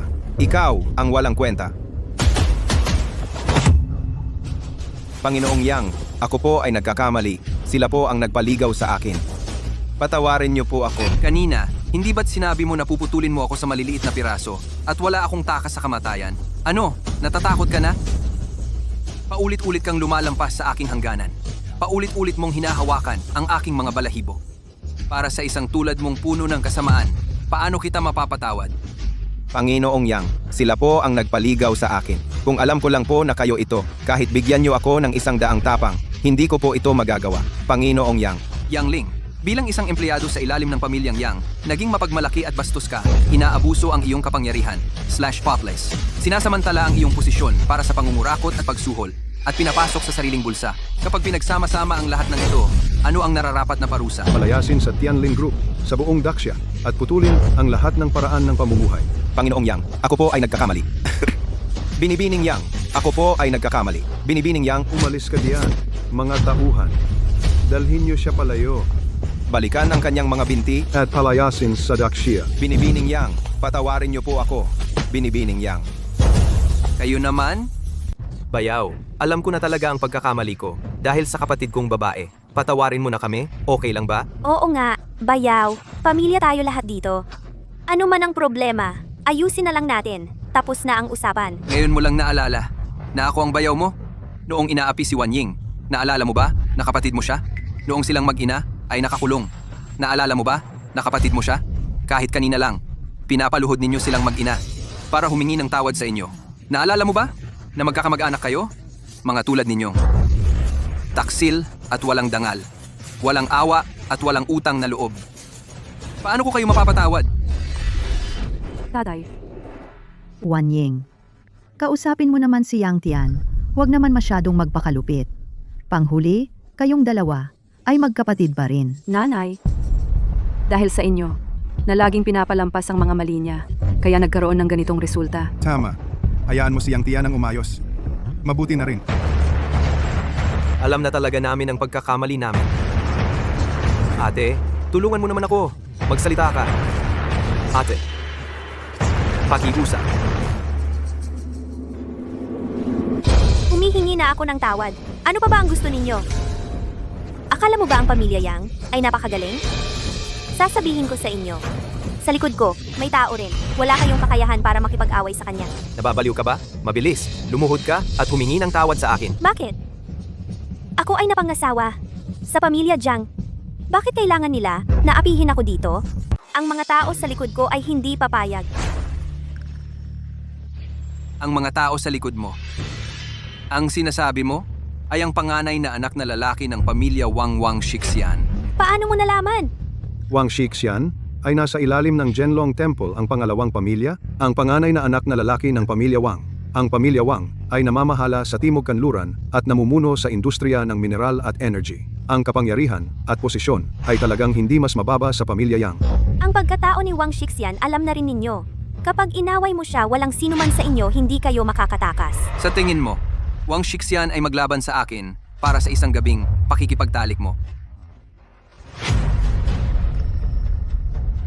Isang gabing pakikipagtalik? Ipaliwanag mo sa akin ano ang nangyari. Wala akong... Walang hiya ang babae. Naglakas loob kang magbigay ng green hat sa akin. Para sa isang babae na hindi sumusunod sa pagiging asawa, ay naglakas loob pang magpanggap bilang asawa ng pamilya Jiang. Dahil naibunyag na, tama? Kaya sasabihin ko direkta sa inyo tama. Ako ay kabit ni Wang Shixian. Kahit kayo ay mula sa pamilya Yang, ano ang gagawin ninyo? Ang pamilya Wang ay sa ilalim ng Zhenlong Temple, isa sa 36 pamilya. Kung may utak, palayain mo ako ngayon. Kung hindi kapag dumating ang pamilya Wang, walang sino man sa inyo, hindi kayo makakatakas. Ang pamilya Wang ay hindi karapat-dapat sa mata ng Pangulo. Kaya ipapakita ko sa iyo ang suporta na pinagmamalaki mo sa harap ko ay gaano kadaling masira. 1 minuto para wasakin ang pamilya Wang sa Timog Kanluran. Ang pamilya Wang ay may trilyon na assets. Paano posible? Hoy, Wang Xiao!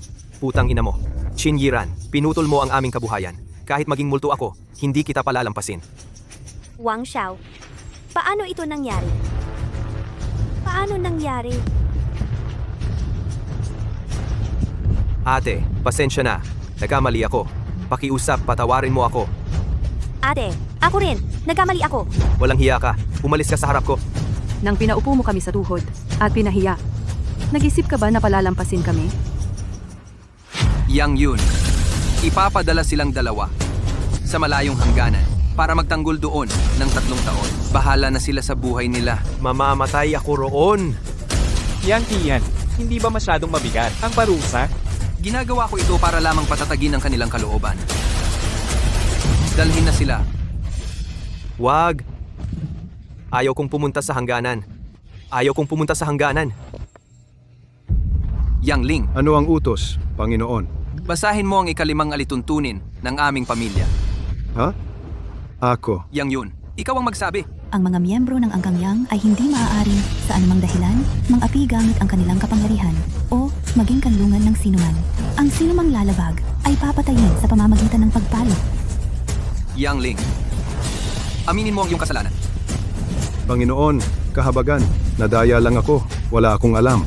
Bilang miyembro ng Angkang Yang, ginamit mo ang iyong kapangyarihan para sa pansariling interes, nakasira sa kapakanan ng pamilya, at ginamit ang iyong impluensya para mang-api, pinilit mo ang isang babaeng empleyado na makipagtalik sa iyo na nagdulot ng kanyang pagpapakamatay. Ang hayop na tulad mo. Mga tauhan, dalhin palabas ang taong ito na nangaapi sa mga mamamayan At kaladkarin, upang pagdusahan ang parusang paghati sa katawan ng 5 kabayo. umalis kayong lahat sa harap ko. Yang Tian, tinawag ka naming puno ng angkan. Akala mo talaga hari ka na? Huwag kang magpakapusok. Ang lakas ng loob mong magpakita ng kawalang-galang sa puno ng angkan. Yang Yun, mukhang hindi mo pa nasasabi kay Yang Tian, ang puno ng angkan, kung sino na ngayon ang tunay na namumuno sa angkan niya. Ano ang ibig mong sabihin? Puno ng angkan. Si matandang Elder Yang Yu ay pansamantalang humawak ng posisyon ng puno ng angkan sa loob ng 10 taon na ikaw ay nasa koma. Sa pamumuno ni puno ng Angkan Yang Yu, ang Angkan Yang sa loob ng 10 taong ito ay umunlad ng husto. Ang Tianlin Group lamang sa ilalim nito ay umabot na sa trilyon at ang iba pang mga ari-arian ay hindi na mabilang. Ang Angkan Yang ay naging ang pinakamakapangyarihan sa lahat ng mga mayayamang angkan. Hindi mabilang na mga mayayamang angkan ang yumukod sa kanila. At hindi lang iyon, si puno ng angkan ay nakipag-ugnayan pa sa Panginoon ng Zhenlong Temple. Nakipag-ugnayan siya. Ang Angkan Yang ay may Zhenlong Temple na nasa likuran nito. Ito ang Angkan Yang sa rurok ng kapangyarihan nito, na hindi pa nangyayari kailanman. Si matandang Elder Yang Yu ang tunay na puno ng Angkan Yang. At ikaw, na walang kwenta at walang kakayahan, na nasa koma ng 10 taon, ay matagal nang tinanggal sa posisyon ng puno ng angkan at pinalayas na sa Angkan Yang. Sinasabi mo na kilala ni Yang Yu ang Panginoon ng Zhenlong Temple? Bakit hindi ko alam iyon? Ang lihim na balitang ito ay dahil lamang ako ang pamangking lalaki ni puno ng Angkan Yang Yu, kaya ko nalaman. Ikaw, isang basura na pinalayas na sa Angkan Yang. Anong karapatan mo para malaman? Siya ay wala namang iba, kundi isang maliit na taong sumisipsip lamang sa kapangyarihan. Kung hindi dahil sa tulong ng Zhenlong Temple, si Yang Yu mismo, nangangarap pa siyang gawing malaki at makapangyarihan ang Angkan Yang. Tumahimik ka, Yang Yun. Bilang isang elder, nagsasalita ka ng mga salitang labis na mapanghimagsik. Tiyak kong iaulat ito ng buong katotohanan sa puno ng angkan.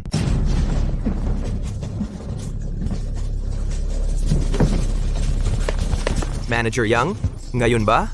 Yang Tian ay isa lang itinapon ng pamilyang Yang. Hindi naman talaga siya ang pinuno ng pamilya. Tama, ang pinuno ng pamilyang Yang ay si Yang Yu. At ako ay pamangking lalaki ni Yang Yu. Yang Tian, sa pinakamataas na antas mo, dating pinuno ka lang. May karapatan ka pang makialam sa akin? Ikaw ang tunay na mayabang. Sa madaling salita, basura ka pa rin pala. Pinapunta mo pa kami sa hangganan. Ano ba ang tingin mo sa sarili mo? Jiang Wanying, ganitong klaseng basura, magkakagusto ka pa? Ang panlasa mo talagang napakasama. Basura. Alam mo ba, may isa pang alituntunin ang pamilyang Yang. Ang sino mang mag-alipusta sa pamilyang Yang Putulin ang dila, hatiin ang katawan. Sa tingin ko, ang ganitong mga taong walang takot at walang galang, dapat patayin ka agad dito para magsilbing babala sa iba. Ginoong Yang, pwede kaming lahat magpatotoo para sa iyo. Isumbong ang taong ito ng alipusta sa pamilyang Yang. Oo. Ginoong Yang, utusan mo na agad ang mga tao mo ilahad ang basurang ito. Putulin ang dila, hatiin ang katawan. Maglakas loob kang magpakita ng kawalang galang sa pamilyang Yang. Talagang naghahanap ka ng kamatayan.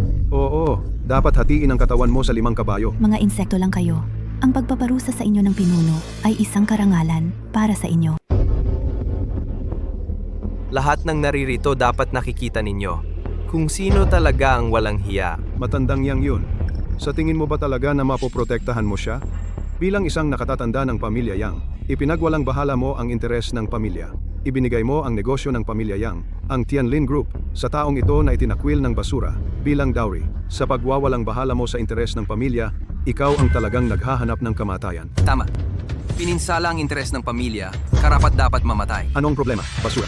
Natatakot ka? Maaari kitang bigyan ng pagkakataon. Basta putulin mo ang iyong mga paa at kamay, parang aso na dumapa sa harap ko, at dilaan mo ang sapatos ko.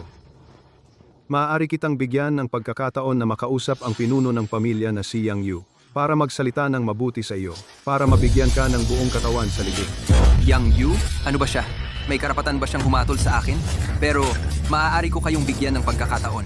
Tawagin mo si Yang Yu dito para tanungin ko siya ng harapan. Paano niya nakilala ang Panginoon ng Zhenlong Temple? Paano niya nakilala ang Panginoon ng Zhenlong Temple at naging pinuno ng pamilya Yang? Huwag kang magpakapal. Ikaw, isang basurang itinakwil ng pamilya Yang, ay nangahas pang tawagin ng direkta ang pangalan ng pinuno ng pamilya. Ang yabang talaga ng taong ito. Pero kung malalagot siya, hindi na ako mag-aalala na maparusahan. Baka nga ay mapansin pa ako ng pamilya Yang at ang estado ko ay biglang umangat. Young Master Yang, ang basurang ito hindi lang niya ininsulto ang pamilya Yang, nagkunwari pa siyang siya ang Panginoon. Sabi pa niya, kailangan siyang sambahin ng 4 na matanda. Young Master Yang, ang Zhenlong Temple ang nagbabantay sa kapayapaan ng dakilang siya. Ang Panginoon ay may walang kabantay na kagitingan, dakila at walang talo. Ang taong ito ay nagsasalita ng napakawalang galang. Hindi man lang niya pinahalagahan ang Zhenlong Temple at ang Panginoon. Walang kwenta. Hinamak mo pa ang dakilang Panginoon, pero siya ang tagapagtanggol ng dakilang siya. Ang ginawa mo, kung malaman ng Zhenlong Dian, patay ka talaga. Ang pagtatanggol sa dakilang siya ay tungkulin ko. Ang titulong tagapagtanggol, hindi ko kaya. Tigilan mo ang kakabulahan. Hanggang ngayon, matigas pa rin ang mukha mo? Talagang wala kang takot sa kamatayan. Walang kwenta. Kahit ang pamilya Yang, ang pinakamakapangyarihang pamilya, ay takot makipag-away sa Zhenlong Dian. Ikaw, handa ka nang mamatay. Tatawagan ko na ang head ng pamilya para dakpin ka, ang humamak sa pamilya Yang at nagkukunwaring dakilang Panginoon at pugutan ng ulo sa harap ng publiko. Mabuti pang bilisan mo. Kilala ni Yang Yu ang mga tao sa Zhenlong Dian. Isama mo na sila. Tatanungin ko sila. Kung bakit nahuli sa kasal ko. Si Yang Tian. Bah, kasalan ng isang walang kwenta. Gusto mo pang dumalo ang mga VIP ng Zhenlong Dian? Nasa bingit ka na ng kamatayan? Nagsasalita ka pa ng ganyan? Tai, Nai, bakit hindi nyo paputulin ang relasyon sa walang kwentang ito? Nagkunwaring dakilang Panginoon. Kung mag-imbestiga ang Zhenlong Dian, papatayin ang buong angkan mo. Papatayin ang buong angkan? Yang Tian, Tai, huwag kang mag-alala. Alam ko ang ginagawa ko. Gusto kong makita kung paano papatayin ng mga VIP ng Zhenlong Dian ang buong angkan ko. Ngayon din, tatawagan ko ang head ng pamilya. Gagawin kong libing ang kasal mo. Ito ang ilan sa aking mga koleksyon ng tsaang inang puno ng dahong pao. Halika. Tikman mo, emissary. Hindi na kailangan. Ang Diyos na Panginoon ay nag-utos sa akin na sabihin sa iyo, may isang napaka-importanteng tao ang lumitaw. Kung mahuhuli mo ang pagkakataong ito upang mas mapataas pa ang pamilyang Yang, nakasalalay na sa iyong sariling kakayahan. Salamat sa paggabay ng Panginoon. Sinabi rin ng Panginoon na gusto lamang niya ng mga asong tapat. Pakiusap, iparating mo sa Panginoon, ang aming pamilyang Yang ay handang mag-alay ng buhay para sa Kanya.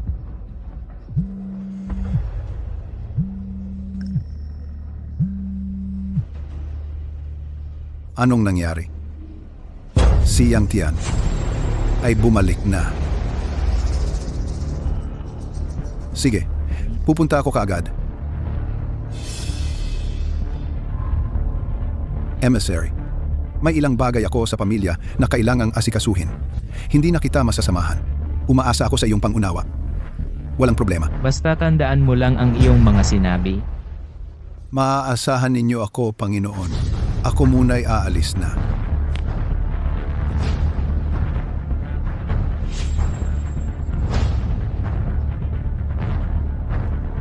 Panginoon. Kanina, sa bibig mismo ni Yang Yu ay narinig ko ang pangalang Yang Tian. Ang tanga naman ito, hindi magtatagumpay sa malaking bagay. May hamukay ng hukay, tumalo naman agad. Maghanda ka, ako mismo ang pupunta. Opo. Panginoon, ayon sa ulat ng aming mga tao, si Yang Yu, ang pinuno ng pamilyang Yang, ay papunta na rito. Handa na ba ang lahat? Handa na po. Umalis ka na, gawin ang ayon sa plano. Opo. 10 taon na tayong hindi nagkita. Walang kwenta, hintayin nyo lang. Ang Panginoon ng pamilya, Yang ay paparating na kasama ang kanyang mga tauhan. Sa oras na iyon, iyan na ang katapusan ninyo. Ikaw, sana nanatili kang tahimik. Ginusto mong gawing ganito kalaki ang problema. Saka ka lang titigil. Ikaw naman ang maghintay na ang Panginoon ng pamilya Yang ay magpaparusa sa iyo dito mismo. Inutil! Baka naman natatakot ka na. Natatakot? Noong araw, ako lang ang nakipaglaban sa 10 bansa. Pinatay ko ang libu-libong kaaway, ni hindi man lang kumunot ang aking noo. Si Yang Yu? Ano ba siya? Ikaw! Ikaw! Parang patay na uwak. Matigas lang ang apog. Hanggang ngayon, nagsasalita ka pa rin ng ganyan? Ito ang napili mong asawa. Ang buong pamilya ninyo ay maghintay na lang sa parusa. Ginoong Yang, pagdating ng panahon, kailangan ninyong patunayan para sa akin. Ako at sila ay tuluyan ng naghiwalay. Oo nga pala, papalitan ko na ang aking apelido ngayon din. Jiang Guoqing, talagang napakaswerte mo sa iyong manugang. Ginoong Yang, kami naman ay hindi ka mag-anak ng pamilya Jiang. Tama, kami at ang pamilya Jiang ay wala ng koneksyon. Ang lahat ng ginawa nila ay walang kinalaman sa amin. Mabuti. Huwag ninyong pagsisihan ito. Pagsisihan namin? Gago. Ngayon, lubusan mo nang ininsulto ang pamilya Yang at ang templo ng Dragon Tamer. Sa oras na iyon, kahit sa buong dakilang siya o sa buong mundo, wala nang lugar para sa'yo. Ganoon ba? Kung gayon, sa lalong madaling panahon, makikita ninyo kung paano ang pinakamakapangyarihang lalaki sa mundo ay yumuyukod sa harapan ko. Ang yabang mo!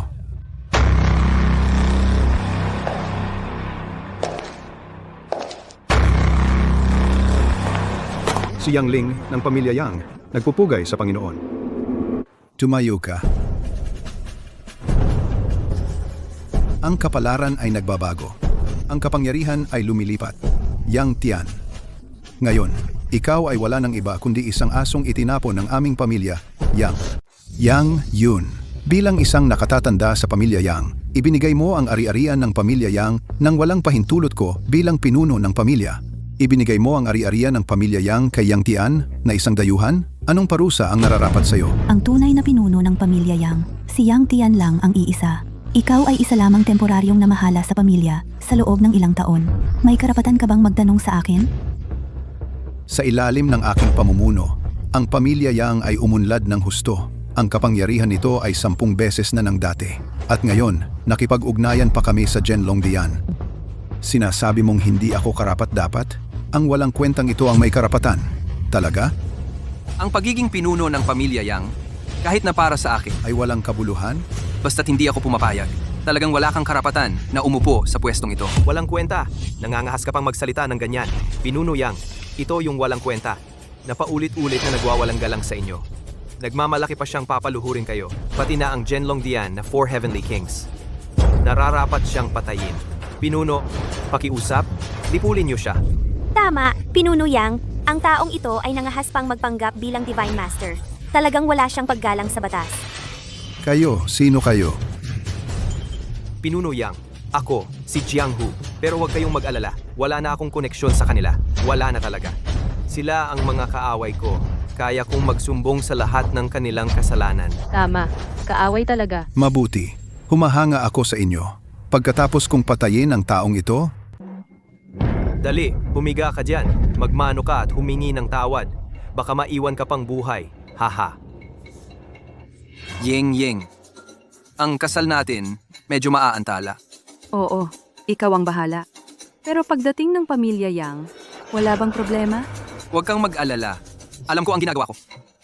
Yang Tian, isinasaalang-alang ko ang dugong Yang sa iyo. Bibigyan kita ng isang pagkakataon. Kung ngayon ka luluhod at kikilala sa akin bilang Panginoon, pwedeng bumalik ka sa pamilya Yang. At ibibigay ko sa iyo ang posisyon ng elder. Paano kung ayaw ko? Kung ganoon, ikaw ay nagpapanggap na pinuno ng pamilya Yang. Sumisira sa interes ng pamilya Yang. Ang kasalanan mo ay dapat ikamatay. At saka, hindi lang iyon. Ang babaeng ito sa tabi mo, isang babaeng probinsyana, ay dapat mamatay din. Yang Yu, dahil sa paggalang sa dugong Yang, pwedeng patawarin kita. Pero kung mambabastos ka pa sa kanya, hindi kita palalabasin ng bulwagang ito. Ha. Ngayon, ang buong pamilya Yang ay nasa ilalim ng aking kontrol. Ikaw, gusto mo pa bang makipagkumpetensya sa akin? Ano ang ipinagmamalaki mo? Ang mga sugatang sundalong ito? O kaya, ang babaeng ito? Yang Tian, isa ka talagang mayabang. Matapos kang palayasin sa pamilya Yang, ikaw ay isang taong walang halaga. Ano ang ipanlalaban mo sa amin? Hoy, Masyado mo nang pinuri ang pagtawag sa kanyang tao. Isang dating pinuno ng pamilya Yang, na pangasawa pa ang isang taong galing sa laylayan ng lipunan, isang babaeng probinsyana. Ito ay talagang nagdumi sa lahi ng aming pamilya Yang. siya ay isang basura sa pinakamababa at ang babaeng probinsyanang ito parang itim na manok sa kubo. Sakto talaga! Kayong mga walang modo. Mga hamak na miyembro ng pamilya Yang. Nang ahas panghusgahan ng Empress. Isang miyembro lang ng pamilyang Yang. Ang lakas ng loob mong punahin ang Empress. Naniniwala ka bang kayang-kaya kitang patayin dito mismo? Sino ka ba? Ang tapang mong bastusin ng Pangulo ng Yang. Mukhang sobrang tapang mo ah.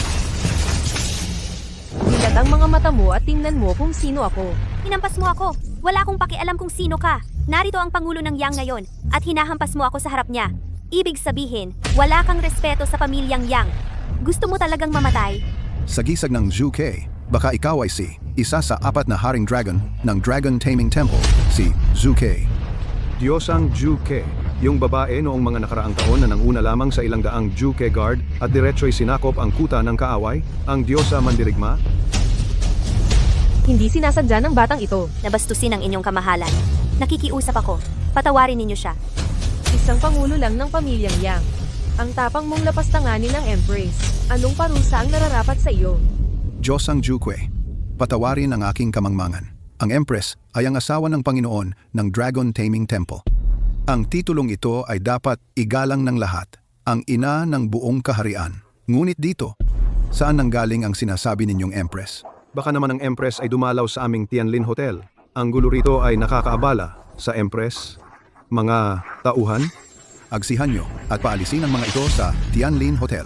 Kung naabala ang Empress, pananagutan ninyo ito sa akin. Kay abangan. Hanggang ngayon, wala pa ring respeto sa Empress.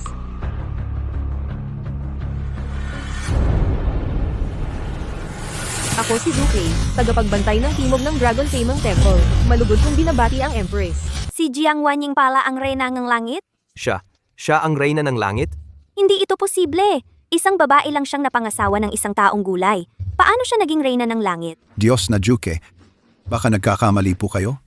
Diyos na Panginoon, ang makapangyarihang nilalang na nagwasak sa 10 bansa. Paano magiging karapat-dapat ang isang hamak na probinsyana kay Diyos na Panginoon? Tama, Diyos na Zhu Ke. Malaki na ang anak niya. Imposibleng gusto ng Diyos na Panginoon ang ganoon. Ang lakas ng loob ninyong magsalita ng walang galang sa reyna ng langit. Sampailan sila.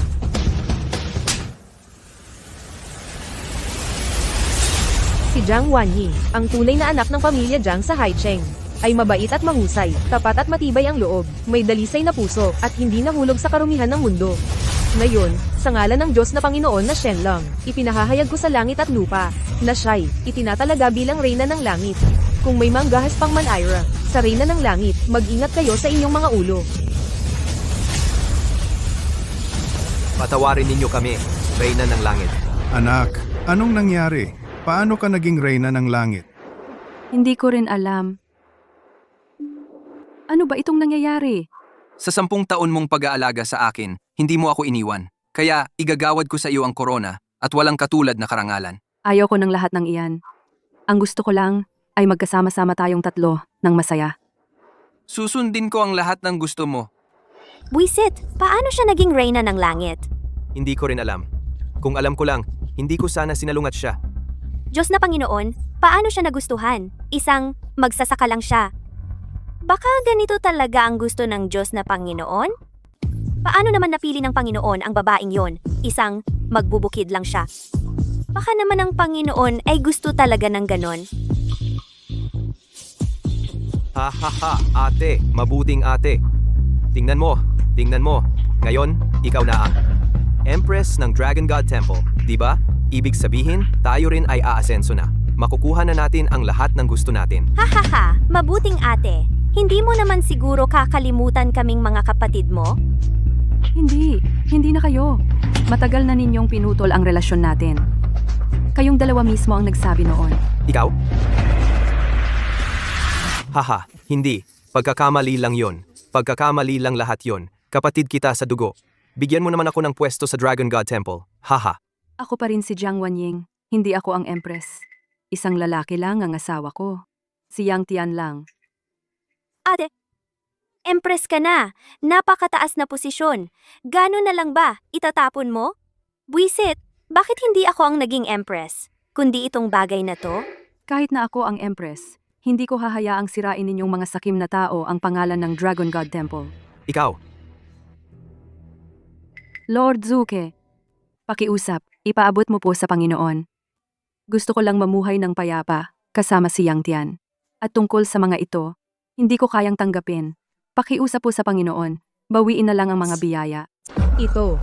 Ito ang reyna ng langit na pinangalanan ng Panginoon. Akala mo ba, basta-basta mo lang masasabi na ayaw mo? Ang Panginoon ay kataas-taasan. Pwede ba siyang ikumpara kay Yang Tian? Jiang Wanying, baliw ka ba? Si Yang Tian ang gusto ko. Wala akong ibang gugustuhin. Kung para lang sa sarili ninyong kapakanan, payo ko sa inyo, huwag na kayong mag-aksaya ng laway. Lalo pat kayo mismo ang nagsabi kanina na hindi tayo magkakapamilya. Hindi.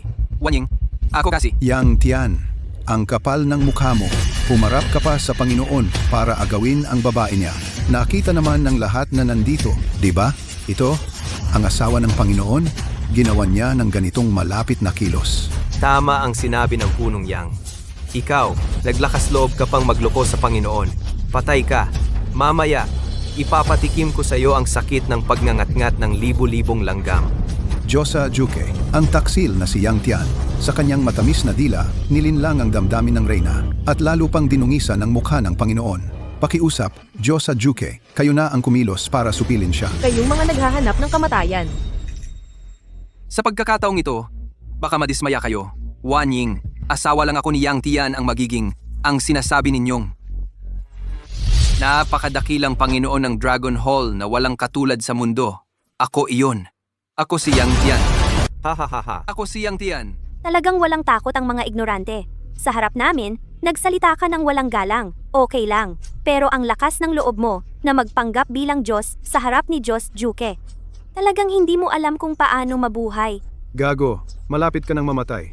Pinagtatanggol mo pa rin ang kahabag-habag mong dangal. Kung ikaw ang Diyos na Panginoon, ako naman ang Jade Emperor. Walang hiya ang taong ito. Paulit-ulit niyang winawalang galang ang Diyos na Panginoon. Diyos Zuke, iminumungkahi ko na patayin siya dito mismo upang ipagtanggol ang pangalan ng Diyos na Panginoon. Tama! Diyos Juke, paulit-ulit nitong iniinsulto ang Zhenlong Temple at winawalang galang ang Diyos na Panginoon. Ngayon, ang lakas pa ng loob niyang mangahas sa reyna. Kapag pinagsama-sama ang lahat ng kanyang kasalanan, sapat na para siya'y mapahamak ng walang hanggan. Kayo, hey! Gusto ninyo akong patayin, pero wala kayong karapatan. Yang Yu, hindi ba't sinabi mo na kilala mo ang Diyos ng Zhenlong Temple? Tawagin mo siya rito. Gusto kong makita kung sino ang may lakas ng loob na magpakilalang Diyos sa harap ko. Ikaw, isa kang mapagpanggap na hayop. Kung talagang darating ang Diyos, baka maihi ka sa takot. Bakit hindi mo matawag? Ang aming pamilyang Yang ay may koneksyon sa Zhenlong Temple. Ang tagumpay namin ngayon, tiyak na dahil sa suporta ng Diyos. Mabuti naman at alam mo ang sarili mo. Bilang pinuno ng pamilyang Yang, natural na pinagkakatiwalaan ako ng Diyos. Maya-maya, ipapatawag ko ang Diyos dito. Tiyo, kung kaya mo talagang anyayahan ang Panginoon, ibig sabihin, Tiyo, ang relasyon mo sa Panginoon ay talagang espesyal. Kung gayon, ang kapangyarihan ng pamilya, Yang ay tataas pa ng isang antas. Malapit na yan. Hahaha, syempre naman. Isang dekada na akong namamahala sa pamilya Yang. Hindi ito matutumbasan ng ilang mga bagay. Ang galing talaga ng punong Yang. Hindi tulad ng ilang mga bagay. Kung ang pamilya Yang ay nasa kanyang mga kamay, malamang matagal nang naglaho. Paano mauunawaan ng isang lamok ang kalawakan ng sansinukob? Yang Yun, bilang isang matanda sa pamilya Yang, paulit-ulit kang walang respeto sa puno ng pamilya kapag naanyayahan na ng puno ang Panginoon. At naayos na ang walang pakundangang bagay na ito. Hihintayin mo ang parusa ayon sa batas ng pamilya. Walang takot ang mga ignorante. Sakto, tawagin mo ang Panginoon. Tingnan natin kung maglakas loob siyang maging bastos sa harap ko. May daan patungong langit. Ayaw mong tahakin. Walang pintuan ng impyerno. Ikaw mismo ang pumasok. Kamahalan ng Zukwe. Napakapangahas at palalo ng taong ito. Hindi lamang kayo hindi kumilos. Pati ay nakipagsabuatan pa kay Reyna ng Langit para hadlangan kami sa pagpatay sa kanya. Mamaya, pagdating ng Panginoon, tiyak na ipapataw ko sa inyo ang nararapat na parusa sa harapan niya. Narito na ako.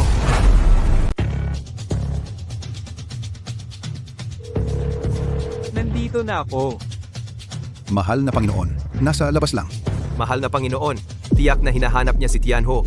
Hindi ko inaasahan na ngayon ay magkakaroon ng karangalang makita ang mukha ng mahal na Panginoon. Kung ako ay makapagpapahayag sa mahal na Panginoon ng aking pagmamahal, mahal na Panginoon, maaari kaya na ako'y gawing reyna. Mahal na Panginoon, tiyak na narinig niya ang nangyari dito. Walang kwenta. Ngayon, tapos ka na talaga. Ang boses ng mahal na Panginoon ay pamilyar. Yang Yu, ang pinuno ng pamilyang Yang. Nagpapakumbaba akong bumabati. Mahal na Panginoon. Ito na ba ang mukha ng mahal na Panginoon? Mukhang napakaguwapo. Mahal na Panginoon, ito ang walang kwentang ito. Hayagan niyang hinamak ang inyong karangalan. Kasalanang hindi dapat patawarin. Tama po, mahal na Panginoon. Malinaw naman na paralitiko at nakaratay sa kama sa loob ng 10 taon. Ngunit naglakas loob pa siyang hamunin ang inyong autoridad. Ito ay isang paglapastangan sa inyo sa Genlong Dian at maging sa buong Daxia. Ang taong ito ay napakalaking ang loob. Hayagan pa niyang pinakasalan ang inyong asawa. Ito ay malinaw na nagtaksil sa inyo. Ang ganitong gawain ay hindi dapat patawarin ng basta-basta. Walang kwenta. Lubusan mo ng ginalitang Diyos na Panginoon. Handa ka ng mamatay. Nakatayo ako rito ngayon. Tanungin mo siya kung may lakas ng loob na durugin ng pira-piraso ang katawan ko. Ang yabang mo talaga. Hindi mo alam ang iyong lugar. Panginoon, ang walang kwentang ito, hanggang ngayon, ayaw pa ring magbago. Matigas ang ulo. Paulit-ulit na dinudungisan ang inyong pagkatao.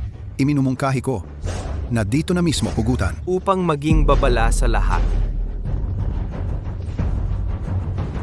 Sa tingin ko, ikaw ang dapat durugin ng pira-piraso. Panginoon, ano po ang ibig sabihin nito? Ang iyong lingkod na si Qinglong ay narito dala ang mga handog para sa kasal, upang magpugay sa Diyos na Panginoon. Binabati ko ang Diyos na Panginoon sa inyong pag-iisang dibdib. Diyos. Diyos na Panginoon? Si Yang Tian pala ay ang templo ng nakatirik na dragon. Nadakila at makapangyarihang Diyos na Panginoon. Imposible. 10 taon siyang paralitiko at nakaratay sa kama. Paano siya naging Diyos na Panginoon? Tama, kayo po ba hindi ang Diyos na Panginoon? Siya ang walang kwentang itinaboy ng aming angkan ng Yang. Paano siya magiging Diyos na Panginoon? Tumahimik kayo. Ang pagkatao ng Diyos na Panginoon ay hindi kayang hulaan ng basta-basta. Lumuhad kayo. Yang Tian, ikaw nga talaga ang pinuno ng templo ng nakatirik na dragon. Noong kukuha tayo ng marriage license, balak ko sanang sabihin sa iyo. Pero hindi ko inasahan na tatamaan ng mga kaaway mula sa ibang bansa at nakoma sa loob ng 10 taon. Napakahirap paniwalaan nito. Nakikita ko ang Diyos na Panginoon. Nanay, tatay, sa harap ninyo, ako lang si Yang Tian, hindi ang Diyos na Panginoon.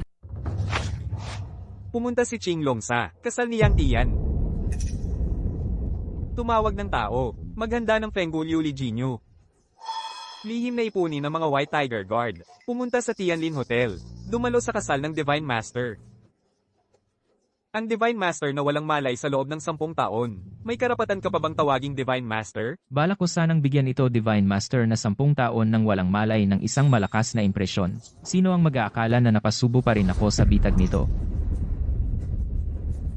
Ngayon, pupunta ka man o hindi, kailangan mong pumunta. Tumawag ng tao. Maghanda para sa akin ng Jinxia Fengpao patterned red satin at gold patterned white satin. Pumunta sa kasal ng Divine Master. Tumayo na kayong lahat. Kanina pa, ang yayabang ninyong lahat, di ba? Bakit hindi na kayo nagsasalita? Naging pipi ba? Bayaw. Tuwing ganitong panahon, saka mo lang maalala na ako ang iyong bayaw.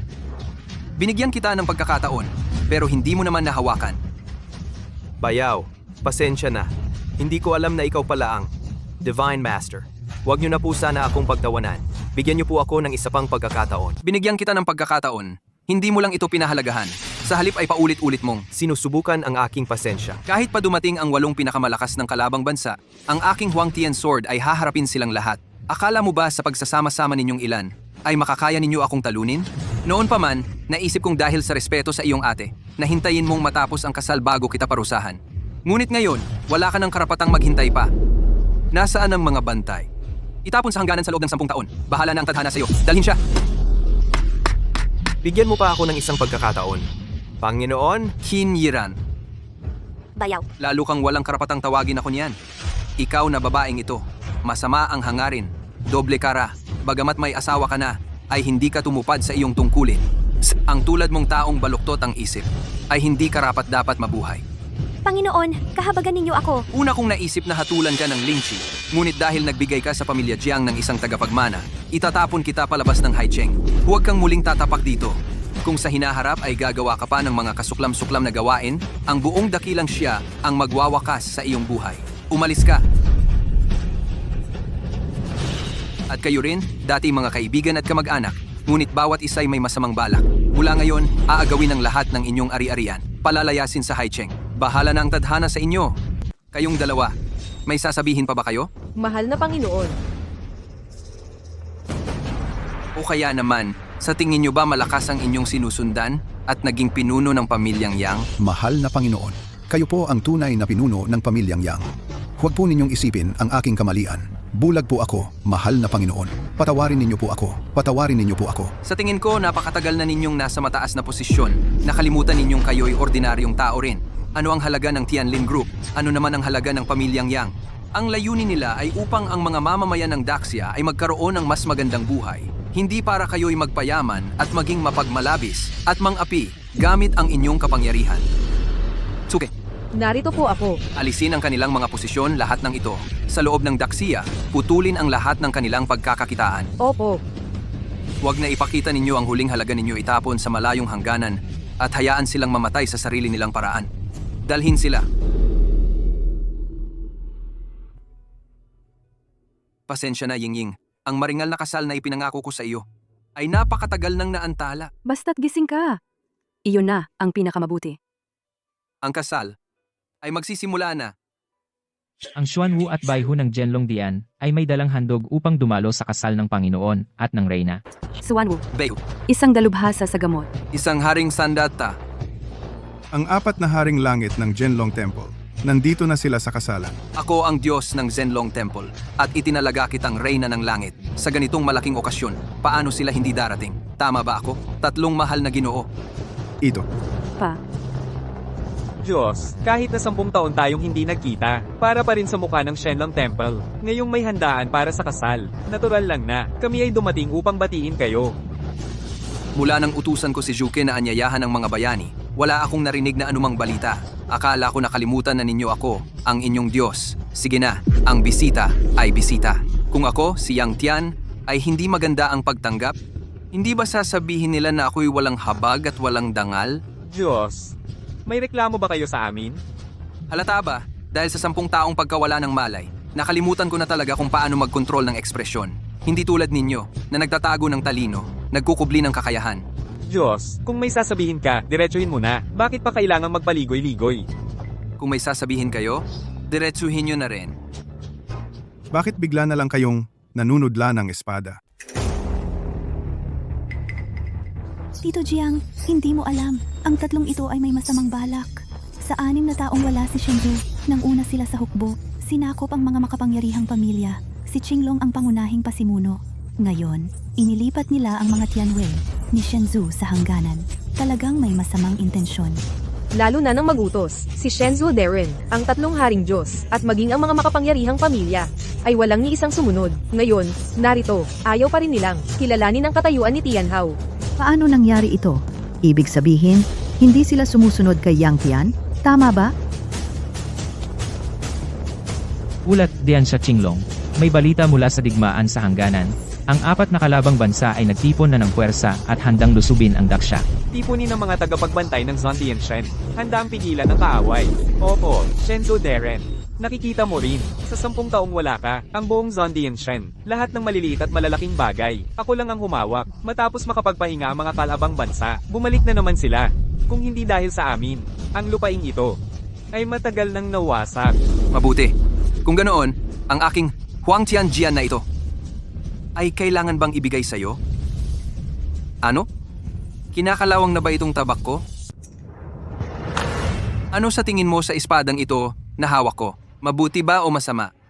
10 taon nang hindi nagagamit. Ang espadang ito, halata na ang kalawang. Kaunting puwersa lang, sira na agad. Walang kwenta na ang espadang ito.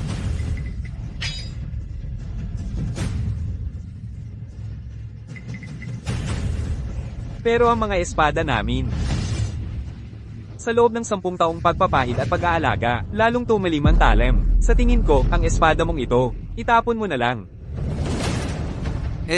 Ano sa tingin ninyo? Ang espadang ito, kahit pamuling patalasin, hindi na ito magiging isang mahiwagang sandata. Paano magiging kapaki-pakinabang ang isang ordinaryong espada para sa amin?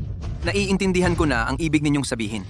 Sa inyong mga puso, matagal na kayong hindi nasisiyahan sa akin bilang Panginoon. Kung ganito ang sitwasyon, ang bagay na ito, kilala ba ninyong lahat? Ito ay... Ang bagay na ito ay tinatawag na kautusan ng langit. Ang ibig sabihin nito, sa langit at sa lupa, ako lamang ang makapangyarihan. Ang sinumang may hawak nito ay makapag-uutos sa lahat ng dako. Sa loob ng 100 milya, lahat ng makapangyarihang pamilya at puwersa ay susunod sa utos ng may hawak. Ito ay para lamang gamitin ng Panginoon ng Zhenlong Temple. Kumakatawan nito sa kataas-taasang kapangyarihan. Maaari kong iwanan ang posisyon bilang Panginoon ng Zhenlong Temple. Ang sinumang makakuha ng kautusan ng langit. Diyos na tagapagtanggol, hinding-hindi ito maaari. Kayo po ang nag-iisa na nakapagpalayas sa 8 malalaking bansa na Diyos na tagapagtanggol ng bayan. Sa tagumpay na ito lamang, sapat na upang maging Diyos na tagapagtanggol ng Templo ng Dragon, magpakailanman. Yang Tian, ano ang ginagawa mo? Tumayo na kayong lahat. Desidido na ako. Kahit kayo man, maaari ninyong agawin ang kautusan ng langit na ito. Lahat ng naririto, sino man ang makakuha ng kautusang ito, siya ang magiging bagong Diyos na tagapagtanggol ng Templo ng Dragon. Ano? Natatakot kayong niloloko ko kayo? Nasabi ko na ang aking salita. Tiyak na wala na akong pagkakataong magbago ng isip. Qinglong, punong abala ng Qinglong Hall. Sa 4 na dakilang general, siya ang pinakamalakas. Dati, siya lang ang nag-iisa na nakapagtanggol sa pagsalakay ng 4 na dalubhasa mula sa kaaway na bansa. 10 taon na ang nakalipas. Ang kanyang lakas at prestihiyo ay pangalawa lamang sa akin.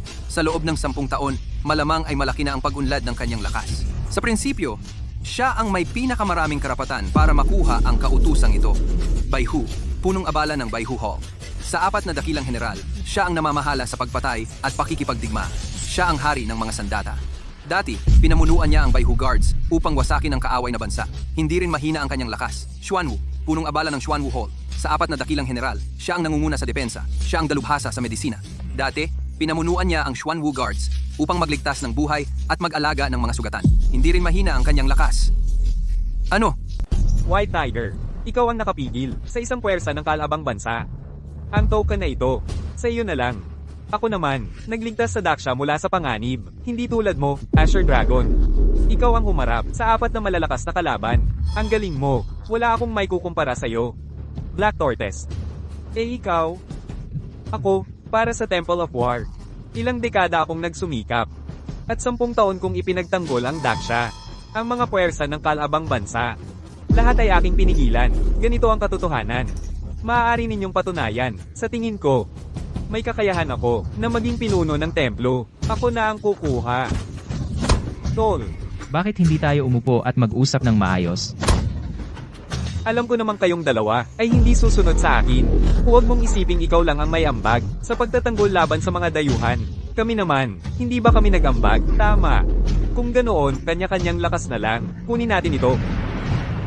Sila. Walang sinuman sa mundo ang makakatanggi. Sa tukso ng kapangyarihan, Talagang ikinahihiya ko ang Dragon Suppression Hall. Ang token na ito, ako na lang ang kukuha para sa inyo. dumating na ba? Isang napakaliit na lugar lang ito. Pumupunta kami kung kailan namin gusto, at umaalis kung kailan namin gusto. Gusto mong mamatay? Sandali. Huwag kang padalos-dalos. Tama, huwag tayong padalos-dalos. Sa ngayon, ang kautosan ng Shenlang Dayan ninyo ay nasa akin na. Ako na ang inyong bagong Panginoon. Imposible. Ang lakas mo. Bakit napakalakas mo na? Siyempre, dahil kami ay pinagpala ng langit. Sa tulong ng mga lihim na pamamaraan, kami apat ay may kapangyarihang walang kapantay. Kahit ikaw noong 10 taon na ang nakalipas, ay hindi ka laban sa amin. At saka, nakakulong ka na sa loob ng 10 taon. Ngayon, ikaw, ang dating Panginoon ng Zhenlong Dian, sa harap namin apat, ay parang langgam. Ngayong nasa akin na ang kautosang ito, dapat kayong sumunod sa utos ko. Sigurado ka ba? Nasa iyo ang kautusan?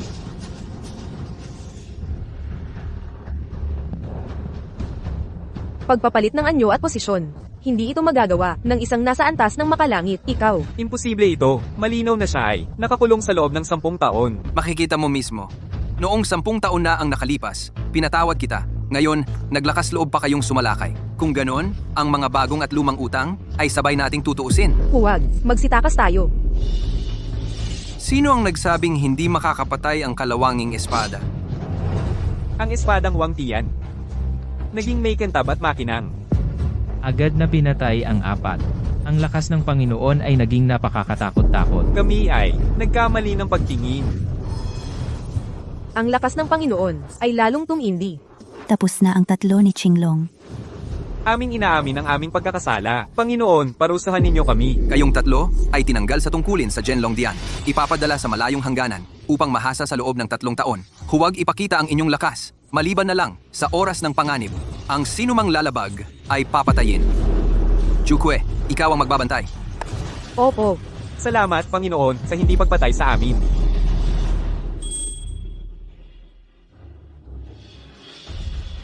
Tapos na ang lahat. Wala nang magdududa. Magpapatuloy din ang ating kasal. Ngayon, ako si Yang Tian ay ipagkakaloob sa iyo ang isang marangyang kasal.